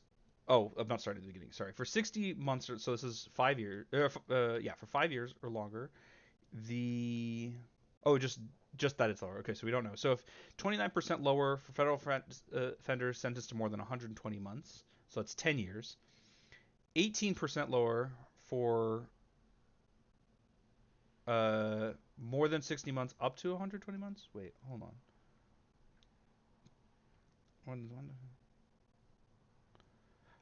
Oh, okay. So this is as compared to people who receive shorter sentences. 18% lower inside of this range, between 5 and 10 years. And federal 60 did not find a difference in... Okay. So it seems like it's actually correct, but there might be some issue here. Like, it seems like so it is possible. This is one of those, if you're not in jail, if you're in jail, you can't commit more crimes. It's like, okay, sure. But also this percentage rate is not huge, and also it seems like the amount. Oh, you also okay. This is what I was worried about. Okay, this is it seems like this is diminishing returns. So 18% if you get between 5 and 10 years. 29%, so an increase, not of 11% of this change, but like 11% more, more of a lower percent for above 10 years. This is less of a change than above the 5 years. So maybe you only want to incarcerate for between 5 and 10 years, since that's where you get the majority of the change. I don't really know. This is, I feel very much like I'm speaking out of something that away from something that I am familiar with. I would really like someone who knows more about this to discuss this. Since I just don't have the tools, the intellectual tools to deal with it. I'm a little surprised that it is even slightly accurately discussed here. Decades. Their conclusion was clear. Once prison sentences get to 5 years in length, the longer the prison sentence, the less likely the criminal will commit another crime. Your average citizen could tell you why incarceration matters. One, people don't want to go back to prison. So criminals try not to commit more. No. They try not to get caught. People don't think they're going to go. People don't commit crimes being like, okay, well then I'll get caught and I'll go for this length of time and I'm okay with that. They think they won't get caught. It's not. That's not how people think about things. Two, the age crime curve tells us that most violent criminals commit the majority of their crimes from their late teens into their 20s. So I wonder then, if that's the case, maybe that's why after 10 years the recidivism rate goes down, because they're no longer in their late teens or in their 20s, and that's a pretty big factor as far as who's likely to commit crime. Prison sentences of over 5 years simply take these violent criminals out of circulation when they're at their most dangerous. Oh, he's even saying so. Let's review. That's the reason why. Target the power of few. Just go after the drug dealers and gun-toting felons. Unite cops and prosecutors. Oh my God! And keep the bad actors in jail. I do feel a little bad because separates safe cities from dangerous ones. I didn't have the tools to adequately address the last issue. Just good law enforcement. But let's be clear: this is mostly been a racist former federal and local prosecutor and criminal defense lawyer for Prager responses to non-issues. Thank you for watching this video. That distract from real issues. To keep Prager U. All right, we have sufficiently pained ourselves with some Prager U. Let's engage in some other pain. I think what we'll do, because as I talked about earlier, I'm like trying to do two things at once. As I talked about earlier, what I had planned to do on Monday doesn't make tons of sense. It didn't make tons of sense for me to do then, and I have some concerns about. I wanted to talk about this debate with Muslim Skeptic and Destiny. I think what I'll do right now is go over their opening statements, because those statements are why I think this debate is relevant. But I want to stop there, because from that point, what I want to talk about is the Muslim Skeptic specifically, and I think there are better examples to talk about with him. And I don't actually even have one in my watch later. I'll have to find another one. So we're going to start this now, and then we'll come back to this tomorrow, because if I go through the whole thing, we'll be here just so long. For these purposes, we're going to... This guy is such a... Oh, man. We're going to need an additional tool. So give me 1 second. I got to add a notepad capture to OBS, because we're going to have to take notes. I'm very sorry, but for this in particular, it's going to be necessary, and there's just no getting around it, really. Let's get a window capture. Notepad. Doot. And put it here. All right, I'm just gonna have to remember that you will no longer be able to see the recommended videos. Why can't I line this up correctly?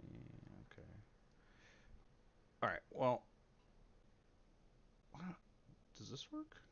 Oh, it does work. Ha ha ha! I'm a genius. Bow before my intellectual might. Oh, that's not nearly large enough. Oh, see, I'm glad I checked. Actually, tell me, all right, chat. Is this big enough? Do we want larger font on this? Just let me know. So I'd rather take care of this now than fiddle with it when there's more important stuff to talk about.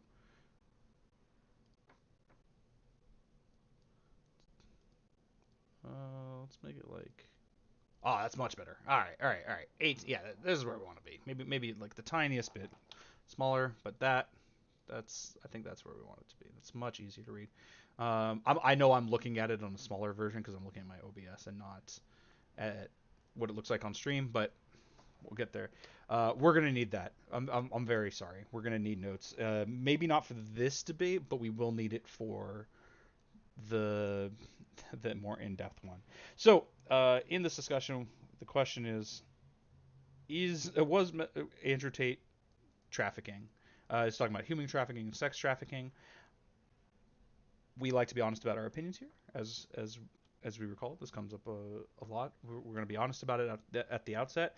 It is my opinion that I am convinced by the evidence that he was, and the evidence that was most convincing to me is what comes out in the very beginning of this debate. So we're going to let that factor in here.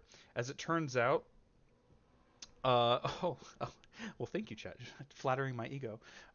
As it turns out, this question is almost irrelevant to the actual debate that's had, but we're not going to go into that too much because I don't want to watch the whole thing. It is extremely painful in a way that I feel is less than instructive than other pain we can inflict upon ourselves. So let's get right into it because there is something you're starting quite important right now with Destiny's opening statement. Thanks so much for being as with much us. as possible. I'm going to just let Destiny talk because I think this is worth listening to. This is my time to go? Yep. Cool. December of last year, Andrew and Tristan Tate were arrested. This is very off topic. I really like this shade of blue. I just don't think it works on Destiny. It's kind of unfortunate because it's a really nice shade. I don't know. I mean, if he likes it, who gives a shit? But that's just I was just like, I do like that blue, but for some reason it doesn't work. Maybe it's because of the dark beard. Maybe that's why I feel like it doesn't gel very well. But that's neither here nor there. Along with 2 Romanian nationals. According to DICOT, Romanian Directorate for Investigating Organized Crime and Terrorism, the 4 suspects appear to have created an organized crime group with the purpose of recruiting, housing, and exploiting women by forcing them to create pornographic content meant to be seen on specialized websites for a cost. DICOT claims that it had identified 6 victims in the human trafficking case who were subjected to acts of physical violence and mental coercion and were sexually exploited by the members of the alleged crime group. The agency said victims were lured with pretenses of love and later intimidated, kept under surveillance, and subjected to other control tactics while being coerced into engaging in recorded pornographic acts. These claims have been widely discussed online, with misinformation being presented by both the left and right in an effort to either prematurely exonerate or demonize the Tate brothers for their actions. Regardless of anyone's So, right off the bat, a lot of information that might be hard to process. However,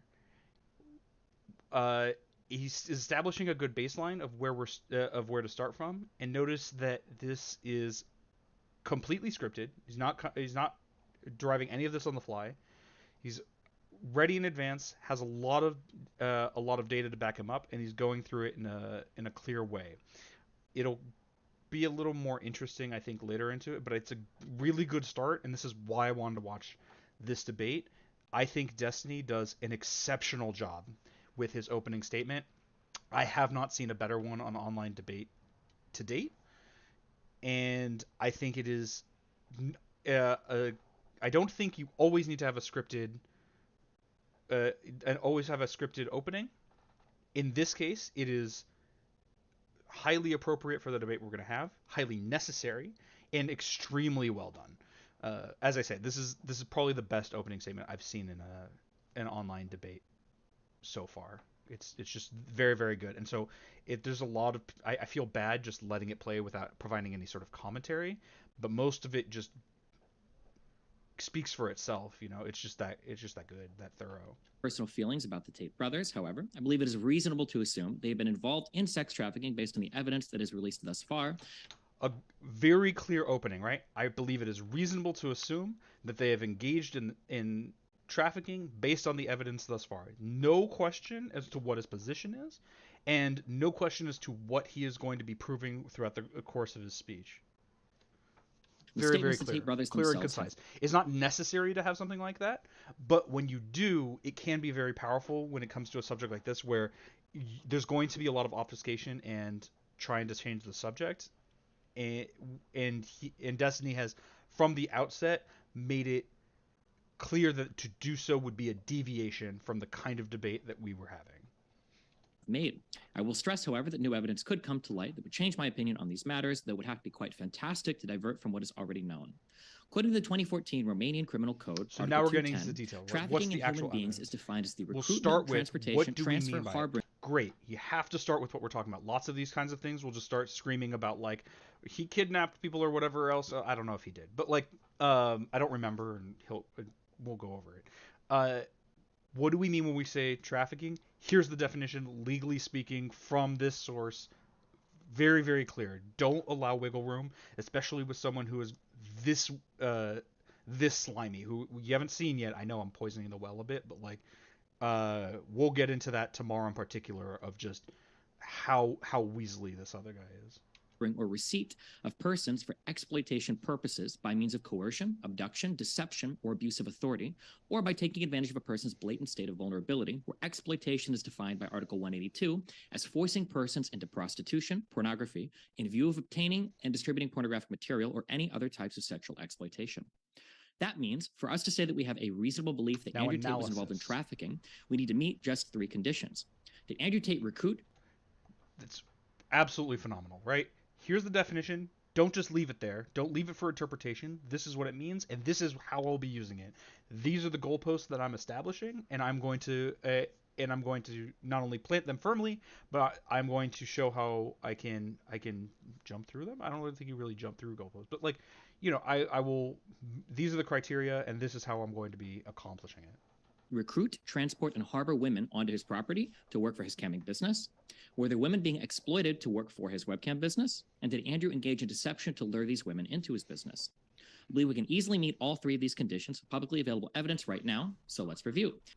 And this is a phenomenal way to establish what winning looks like from his side. If I do these things, and I believe I can, that should mean that I have proven my case. It does. You can of course argue with the basis for that, right? Sometimes someone will say structure something in that way, and it just doesn't make any sense, right? Like, if I can prove that all dogs are green, then I will have demonstrated that I should be the president of the United States. That doesn't make any sense on any level, and you could disagree with that connection. But he's making clear, just putting in no uncertain terms, what his approach is going to be, and like it wouldn't.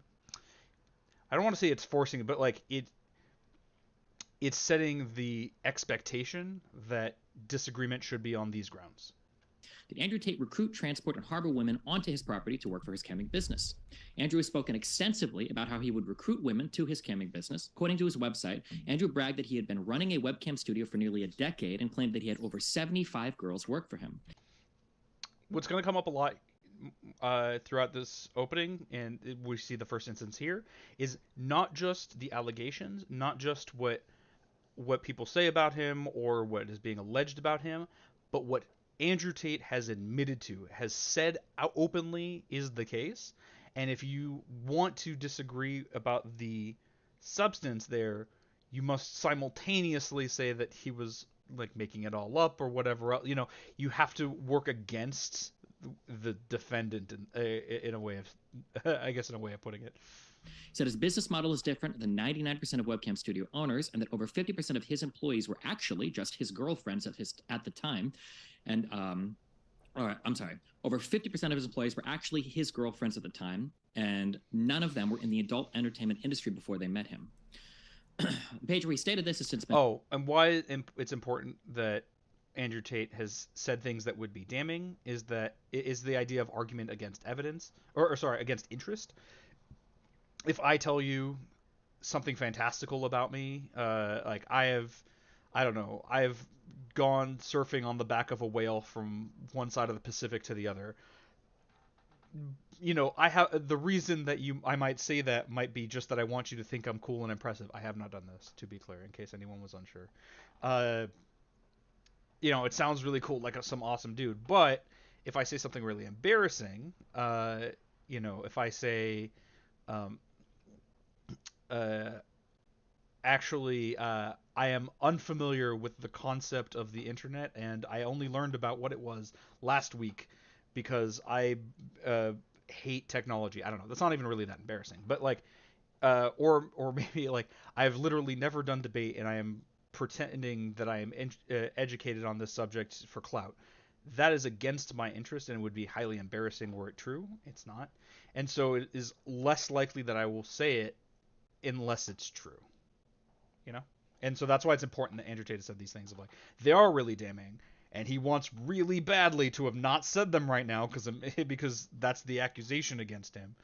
Maybe he said it because it was true and not because it made him look cool. That said, to his audience, a lot of these things do make him look cool.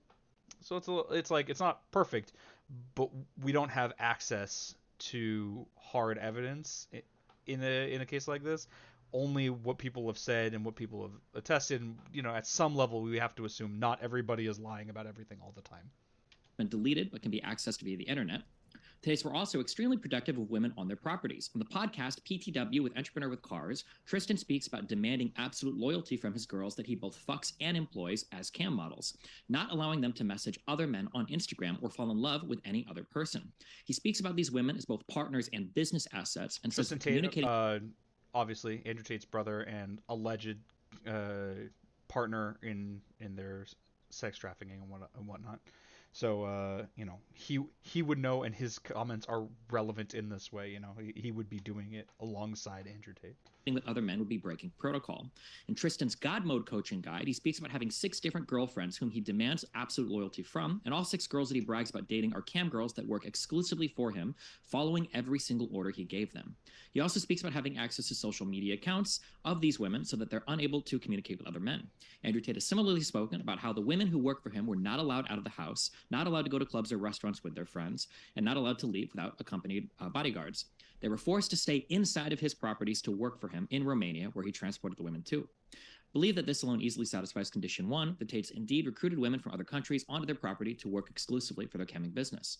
For condition 2, were the Tates... Wait, do I have a timer anywhere? What am I at? It's a good place to pause, but his argument is also really well structured. This is something you'll see a lot in debates.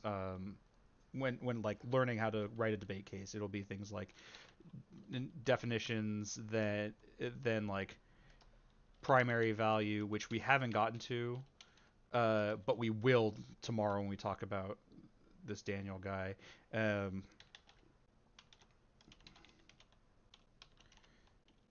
then you get into, okay, here's my first contention, here's my second contention, and we see exactly this structure.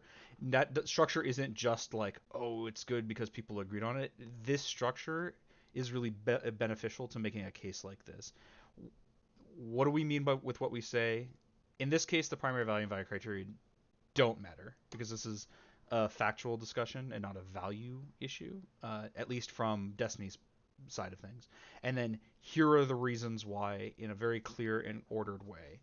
This is not only beneficial to your argument, but also beneficial to the argument, to the conversation as a whole, because it makes it clear, what do we want to talk about? Like, oh, I have an issue with your second point. Let's talk about what that is, as opposed to, you know, expecting people to remember it or just talking about like, oh, when you said this, I want to say that. It makes it a lot harder to follow. You're at about 3 minutes, so you're still good. Cool. Okay, cool. For condition 2, were the Tates exploiting women to work for his webcam business? Not only were the women obviously being set up to work in the webcam business, Andrew Tate admitted to stealing from them while running their accounts. He spoke in a now deleted video about how to effectively take girls, teach... Now deleted, very small thing, but it's just another one of those like, hey, why'd you delete it, man? For someone who purports to be so proud of like everything he is and everything he does. Why do you take it down? Well, it's because it's pretty damning, right? How to make unlimited money at home and give all of that money to him. He also spoke about making sure that the women knew she always needed him for work, even if they didn't, and spoke about strategies that pimps would utilize in order to keep women mentally weak. He gave guidance to his viewers on how to keep the women working under him by lying to them about how complicated their taxes were, and then further admits to stealing additional money from his victims by lying about their tax liabilities. In the example that he gave, he claimed that for every $10,000 they made, he'd give them $3,000 and keep $7,000, then lie about them, getting 50% of the cut, and explain that he had to pay extra due to taxes. Not only does this amount to tax and employer fraud, it easily clears the bar for exploitation. Just throw that in. Like, it's nice as just a little throw in, but not super relevant to the point. So not focusing on it is very good. But to throw in, like, he's clearly comfortable doing other crimes, right? He's clearly comfortable taking advantage of these people. That's what he's doing. But to focus on it would be a distraction, right? It'd be a character argument when we were talking about the facts of the matter. So just mentioning it is kind of nice to put the idea in people's heads, but not to focus on it is very, very smart. 3, the question arises whether or not there was deception involved in luring girls into their sex trafficking racket. Fortunately for us, Andrew has given tons of evidence about how he would regularly engage in deception to trick women into coming to work for his camming business.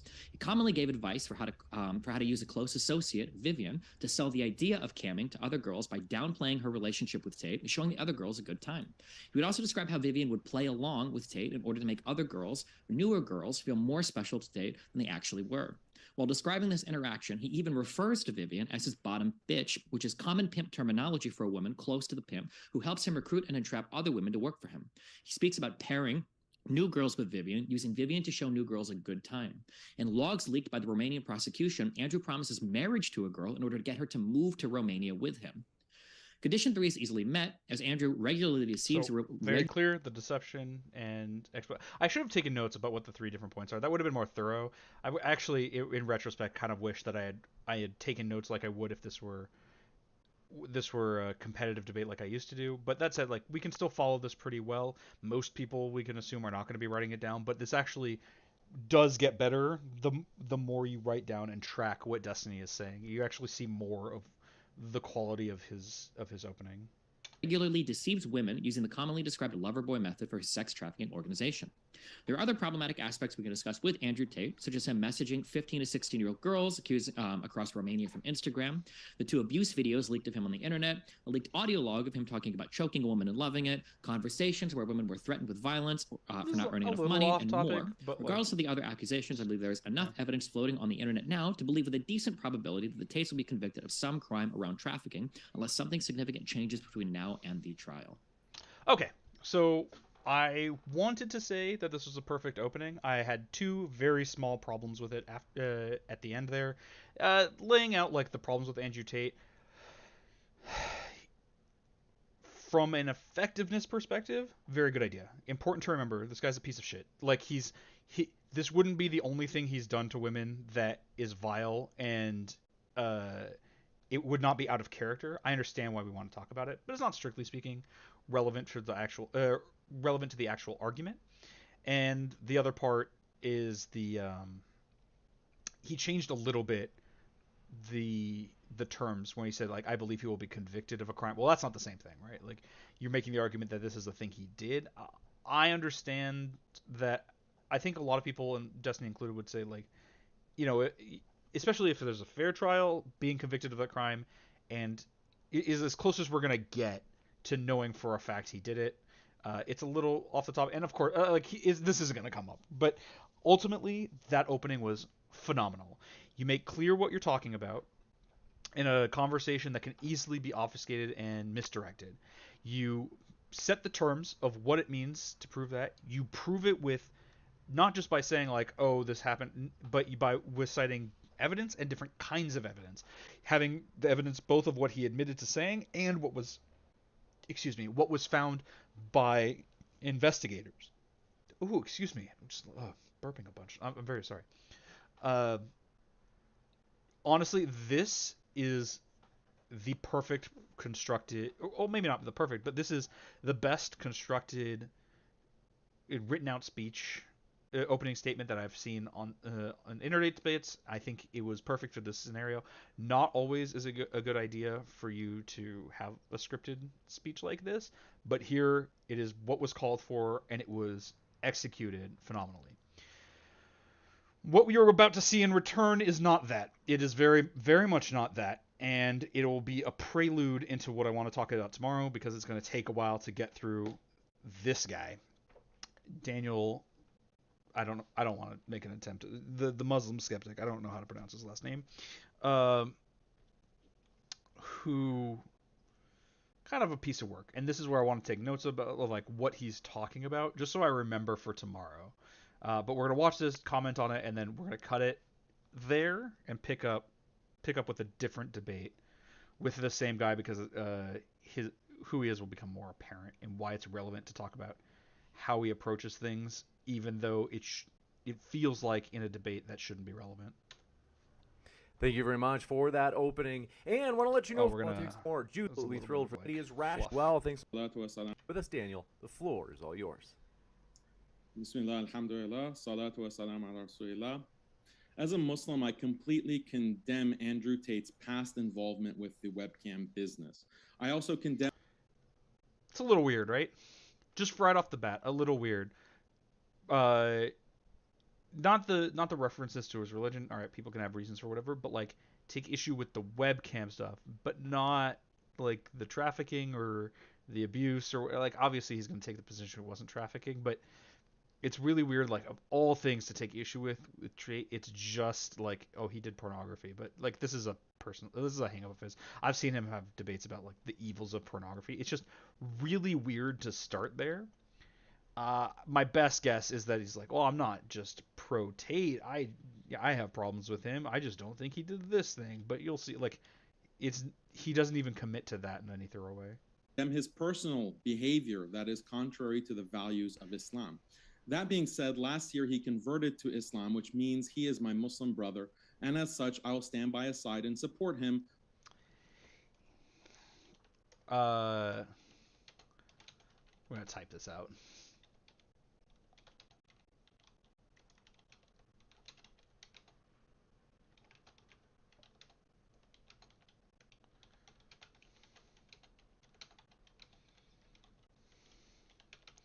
So I'm only going to type this out, and I'm not going to talk about it very much, because I think that the understanding this statement requires a little bit more insight into who this guy is and why this feels relevant to him. But that's also a little weird, right? You're going to stand by him because he's Muslim, not because you don't think that he's guilty, not because not because of any quality of his character, but because the team he's on. It's a little weird, right? I'm just gonna pull that down a little bit. While also condemning his past actions. As far as Islam is concerned, Andrew Tate was in the wrong for his webcam business, but so were the cam girls working for him. If his cam... This is some straight up whataboutism, right? He was wrong, but so were the girls. They were also doing a wrong thing. Now, the only thing he thinks that is wrong here seems to be the pornography aspect, which is... I won't get into it, but not wrong. It's not wrong to do pornography, and he would have to make the case for why it is, which I have seen him fail to do previously. But it's just to equivocate, right? It's not that he's doing something wrong. It's that everybody's doing something wrong. It's not like he's not uniquely bad in this way. Putin does this all the time. Girls one day convert to Islam. We would also consider them sisters in Islam and stand by their side. But this debate is not about whether Andrew Tate violated he wants Islamic law. This is like he is extremely sexist. It comes up in his other discussions. But to like pretend otherwise, or like, oh no, I stand by them too. I'll start with the defense of Andrew Tate, and start with that they're doing things wrong in discussing each of them. But no, of course it's the same. Yeah, no, it's not the same. There is no question that he did. The debate today is on whether he broke existing Western laws. This cannot be proven at present. It's whether there are three major issues here. Irrespective One, of political control. Two, due process. And three, contradictions in Western attitudes towards sex. There's this like anti-Western sentiment that's, I don't know, at this point almost feels like a dog whistle for basically just being like, for like pro non-American imperial, authoritarianism. It's how people end up using it. It's a little weird. He's talking about like it doesn't. It's in Hungary that he's supposed to have. I guess Hungary is considered a Western country, but like it's not whether he broke Western laws. It's whether he broke the laws of the country he was in, irrespective of where that country lies on a map relative to what we call East or West. First, let's talk about political control. Western governments control speech and political opponents through charges of terrorism or charges of abuse of women. Now he's redirecting to other issues he has of like, they say terrorists to silence you. That's not what we're talking about. And it is merely a gesture at conspiracy, right? It's not that he didn't do it. It's just, well, they accuse people of this all the time, and it's probably a conspiracy to shut him up. But what if he did it? That could all be true, and he could still have done it. It's also not true. Charges of abuse of women include things like rape, trafficking, and this is also abuse, a bugbear of his sex because discrimination or harassment. There's a long history of the U.S. government using these Muslims charges. Are accused of. He's about to say it. Are accused of. All these things he was of abuse of women to target political opponents. Examples include Emmett Till as. Okay, he's not gonna. Emmett Till, shut the fuck up. It's more to talk about himself than actually the case in hand. He doesn't actually give a shit. I don't think he believes in very much, especially not in this debate. Or I guess no, I do think he believes in things, but what those things are repulsive and also not things he's willing to admit to often. But he doesn't give a shit about Andrew Tate, right? This is, you can see already he's distracting from it. It's like there are conspiracies to paint Muslim men as these sex offenders and whatever, and it's just to silence us. That's not what we're talking about. What we're talking about is whether this thing happened, whether Andrew Tate did a thing. As well as numerous civil rights activists, most famously Martin Luther King. But he wants to, now he was trying to associate FBI himself. Documents show that the U.S. government targeted MLK with in their counterintelligence program. Positively. Specifically, they plan to blackmail MLK through smearing him. I don't know what to call this. This is like reverse guilt by association. It's like, I don't know, is it like praise by association? They targeted MLK with allegations of sex crimes, and they're targeting Andrew Tate. They're the same. They're not, right? And what do you even, like, what does the fact that happened to both of them have to do with anything? They also charged people who actually did sex crimes with sex crimes. That's happened before as well. But like, what does that matter? Rapist and serial abuser of women. Other alleged abusers in more recent times include Joe Biden, Bill Clinton, Donald Trump, Governor Andrew Cuomo, Senator Al Franken, and on and on. My point is not that all these politicians were innocent. No, My his point is that accusations of abusing women right? is a powerful weapon. And at that point, what's the difference, practically speaking, by saying all these accusations are false, as opposed to all these accusations are meaningless and are tools of silencing? Ultimately, the only conclusion you could reach is to disregard all of them, or disregard, or like apply them on a case-by-case level, right? Like on a case-by-case basis, then what are you talking about? Why are you even mentioning it? And to dismiss all of them is to basically say that they're, on a practical level, is the same as saying that they're all frivolous and false. But he doesn't want to outright say it. Like I honestly think that if everything Andrew Tate was accused of is true and he did those things, that this Daniel person would be in favor of that happening, with the exception of the pornography aspect. If everything else, like if instead the trafficking was for, like, I don't know, was for something that Daniel was okay with, I don't know, maybe like religious slavery, I don't know, he would be okay with all of that. Used to neutralize political opposition. Other high-profile examples include Tariq Ramadan in France and Julian Assange. Tariq Ramadan is the guy we saw at the Crystal Relations debate, who often criticized France and other EU countries for discrimination against Muslims.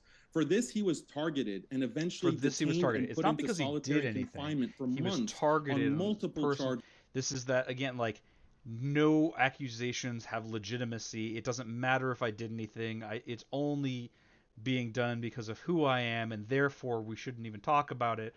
But what if you did it, you know? And I don't know about these other people, but with Andrew Tate, it seems pretty convincing that he did, and that is the only thing we should be talking about, and is the thing he seems unwilling to talk about. Charges of rape. All the initial charges were eventually dropped when it was discovered that his accusers had colluded with each other to make their claims, and that their claims were inconsistent with verified facts. Another case is Julian Assange, okay, these infamous other people for his may or work may with not have WikiLeaks matter. exposing all kinds of government criminality. Assange faced accusations of rape by 2 Swedish women who, it turns out, had also colluded with each other.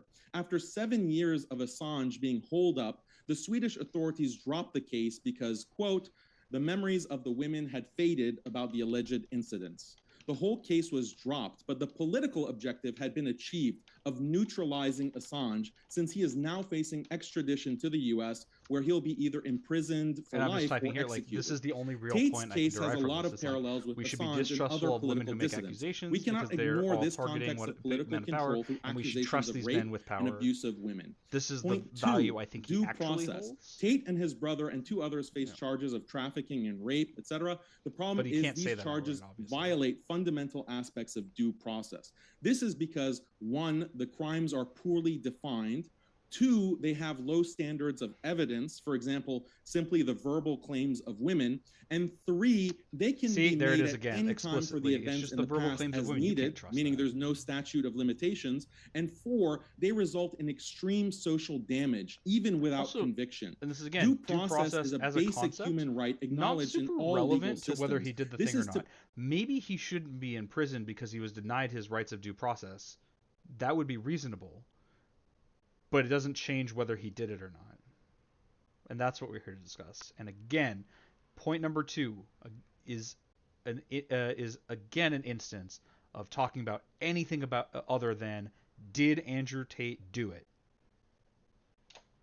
To protect people from the inevitable false accusations. So, for example, rape is poorly defined. Why? Proving rape requires proving either fraud I'd like to note, this isn't even coercion. But both fraud and coercion are highly subjective. He's not saying Andrew Tate didn't. If a man tells a woman that he loves her in order to have sex with her, but he doesn't actually love her, he shouldn't be imprisoned, and he shouldn't, and it's not real, and he just doesn't want to talk about it. He's just not talking about it at all. Not just avoiding the stronger stance of, we know it's not true, instead of saying we don't know it's true. He's not saying anything about it. He's just not talking about the topic. Is that fraud? If a woman lies to a man about her body count and then sleeps with him, is that fraud and therefore rape? If making false claims amounts this is a little bit of conflation here, right? He wants a little bit of a false equivalency. He wants to say, like, being dishonest about the number of partners you've had in the past is similar to lying about the kinds of lies that Andrew Tate was allegedly told his victims, as laid out by Destiny. Things like, oh, you know, you're actually getting 50% of the earnings, even though, because, you know, there were taxes, but in actuality he was pocketing like 80% of it. Rape, there will be a huge amount of rape cases in society because people often lie in their relationships. But Western law actually allows for many kinds of dishonesty without being technically fraud or rape. Another thing that something he's upset can about. Be immoral, he's probably in other words, but that really doesn't mad necessarily about mean these it other is kinds of illegal. In a way, same with coercion. If you chain chain someone to a radiator and force her to be a prostitute, that's clear coercion. But the definition of coercion is much more subjective than that because of power differentials. This is why statutory rape is a thing. He's even a 15-year-old, even if a 15-year-old gives consent, it doesn't count because he or she cannot give meaningful consent to an adult who is more mature and more powerful, according to Western law. He might be. Many feminists argue that as long as a man is bigger, stronger, and more powerful than a woman, there can never be meaningful consent, and therefore any sexual activity. So now he's delegitimizing the concept of meaningful consent because he does not believe in it. He just wants to deal it. Oh, well, how do you know? Well, a man is always stronger, so they can't ever have consent. Well, that's not true at all, right? There are lots of ways where that can be, that can at the very least be mitigated, or instances where it's clearly a non-factor, but he doesn't actually care. The point for him is just, well, consent is a nonsense concept, so why should we even talk about it? Rape. This is what I mean about this guy being an absolute piece of shit, and we're going to get into that. If you do not affirmatively get consent for every single action you do in the middle of a sex he's talking about it like it's ridiculous. That is technically rape, according to the National Women's Law Center. And he's talking about it like it's ridiculous, right? Like as if it wouldn't be rape to engage in sexual acts that someone does not consent to. But to him, it's like, oh no, we're engaging in sex, so I can do whatever I want. No, that's not how that works. But he doesn't care. He doesn't care about the concept of consent. He doesn't like it because it gives women power. So the Biden administration, the power to say no. Is also a highly subjective charge for exactly the same reasons, because fraud and coercion and exploitation are very subjective as defined by these legal systems. And finally, point 3, inconsistent liberal attitudes towards sex and female responsibility. On the one hand, liberals have this casual understanding of sex, and they accuse Muslims of being too prudish and too restrictive about sex. We are told that sex work and pornography are just harmless, natural activities. Why are Muslims or religious people so uptight about it? Having casual sex or displaying your naked body on camera is no more harmful than breathing air or eating a sandwich. But if that's the case, then what really was the harm done to these women, even if they were I'll let him finish the question. To webcam?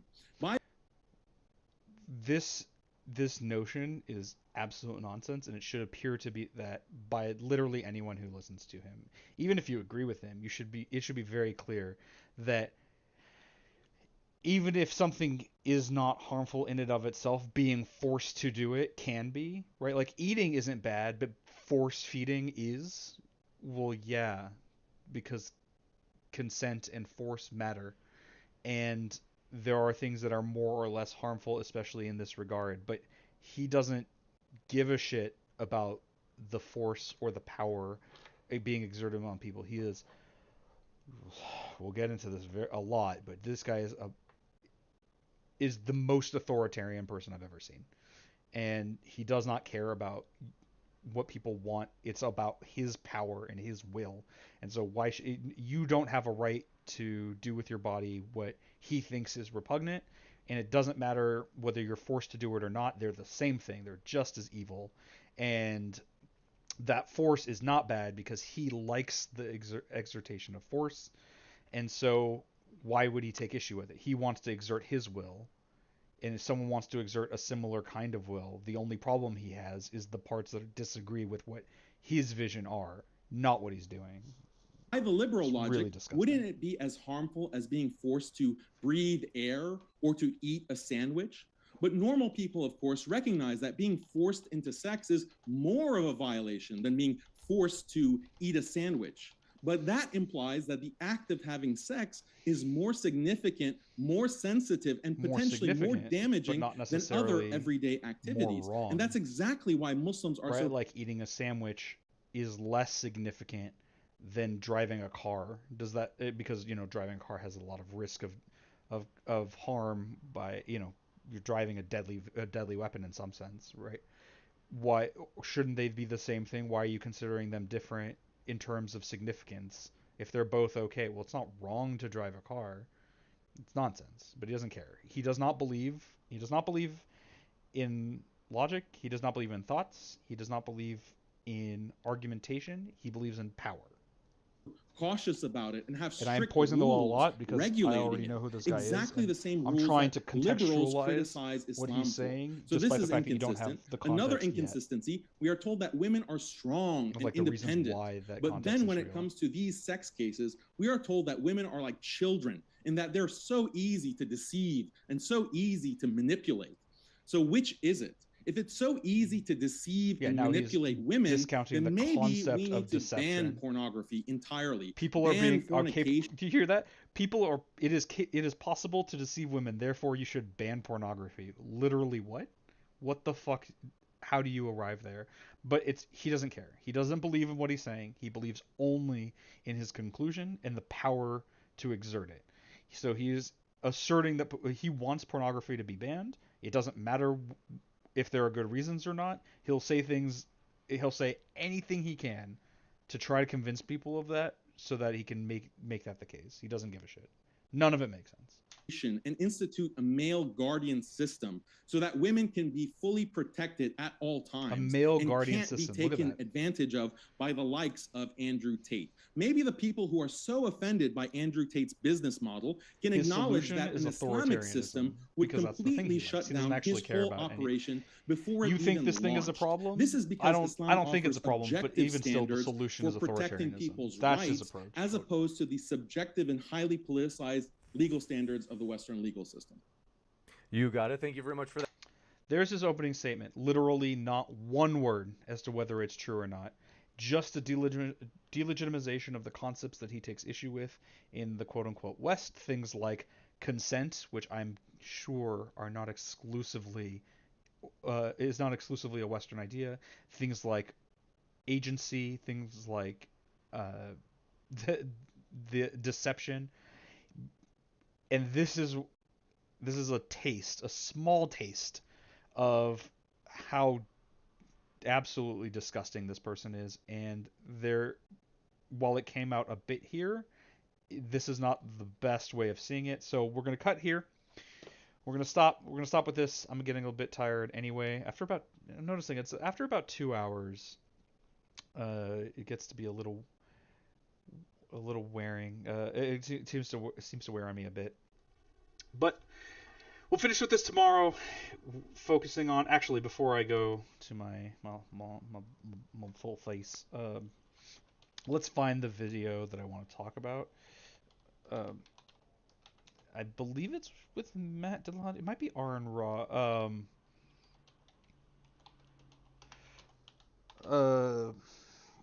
I think it's on the subject of liberalism.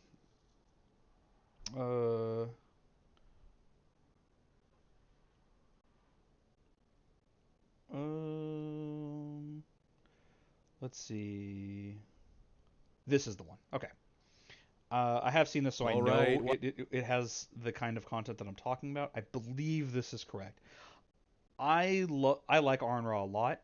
I don't think he's the right person to debate the Muslim skeptic for a number of reasons that will become apparent. If I remember correctly, I don't think much of his performance here, and I just think this just isn't the right matchup. I'm not exactly sure who the right matchup is, or if there is one. Maybe someone. So unfortunately, Destiny was debating him in a context where Destiny had kind of an obligation towards good faith argumentation.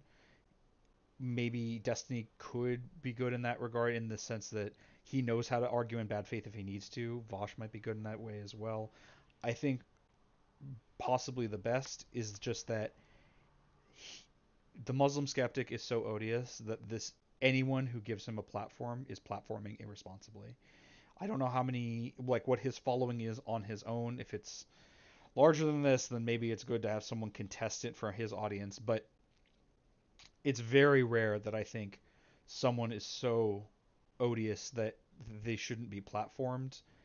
Normally, okay, well, you can argue against them, or you can make them look weak. You can convert their audience. I don't know if that's even possible with this guy. I'm not going to impugn the people arguing with him on that level. You're invited to debate. Someone else would have been there in your stead, and this guy's views would have been presented anyway.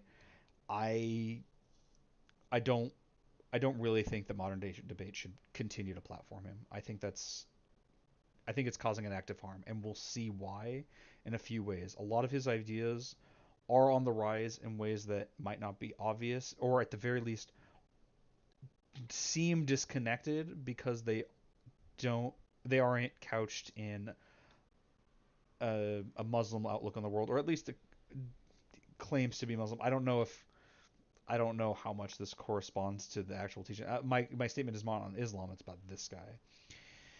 So that's the plan for tomorrow. We have a few notes. I was mostly keeping them so I would remember to talk about that as they come up.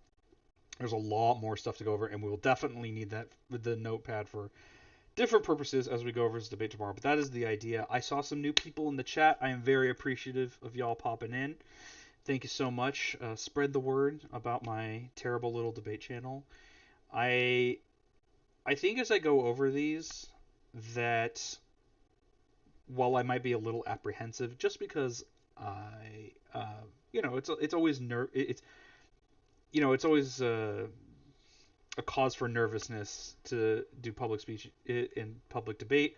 I think I could do a lot of these debates given the opportunity. So maybe I'll start at some point reaching out to platforms like Modern Day Debate, asking about if I could try to get onto their programs or whatever. That might be a little premature, as I've been only at this for a short period of time, but I think the approach I have is valuable. I mean, obviously that's why I'm doing this thing, and so I guess I'm just kind of rambling, just kind of vamping. I don't want to just have the only content being looking at these videos. I can chat, I can talk. I'm a cool guy on my own, but I don't really have anything to talk about at this moment. So, thank you so much for watching, and I'll catch you tomorrow. Bye then.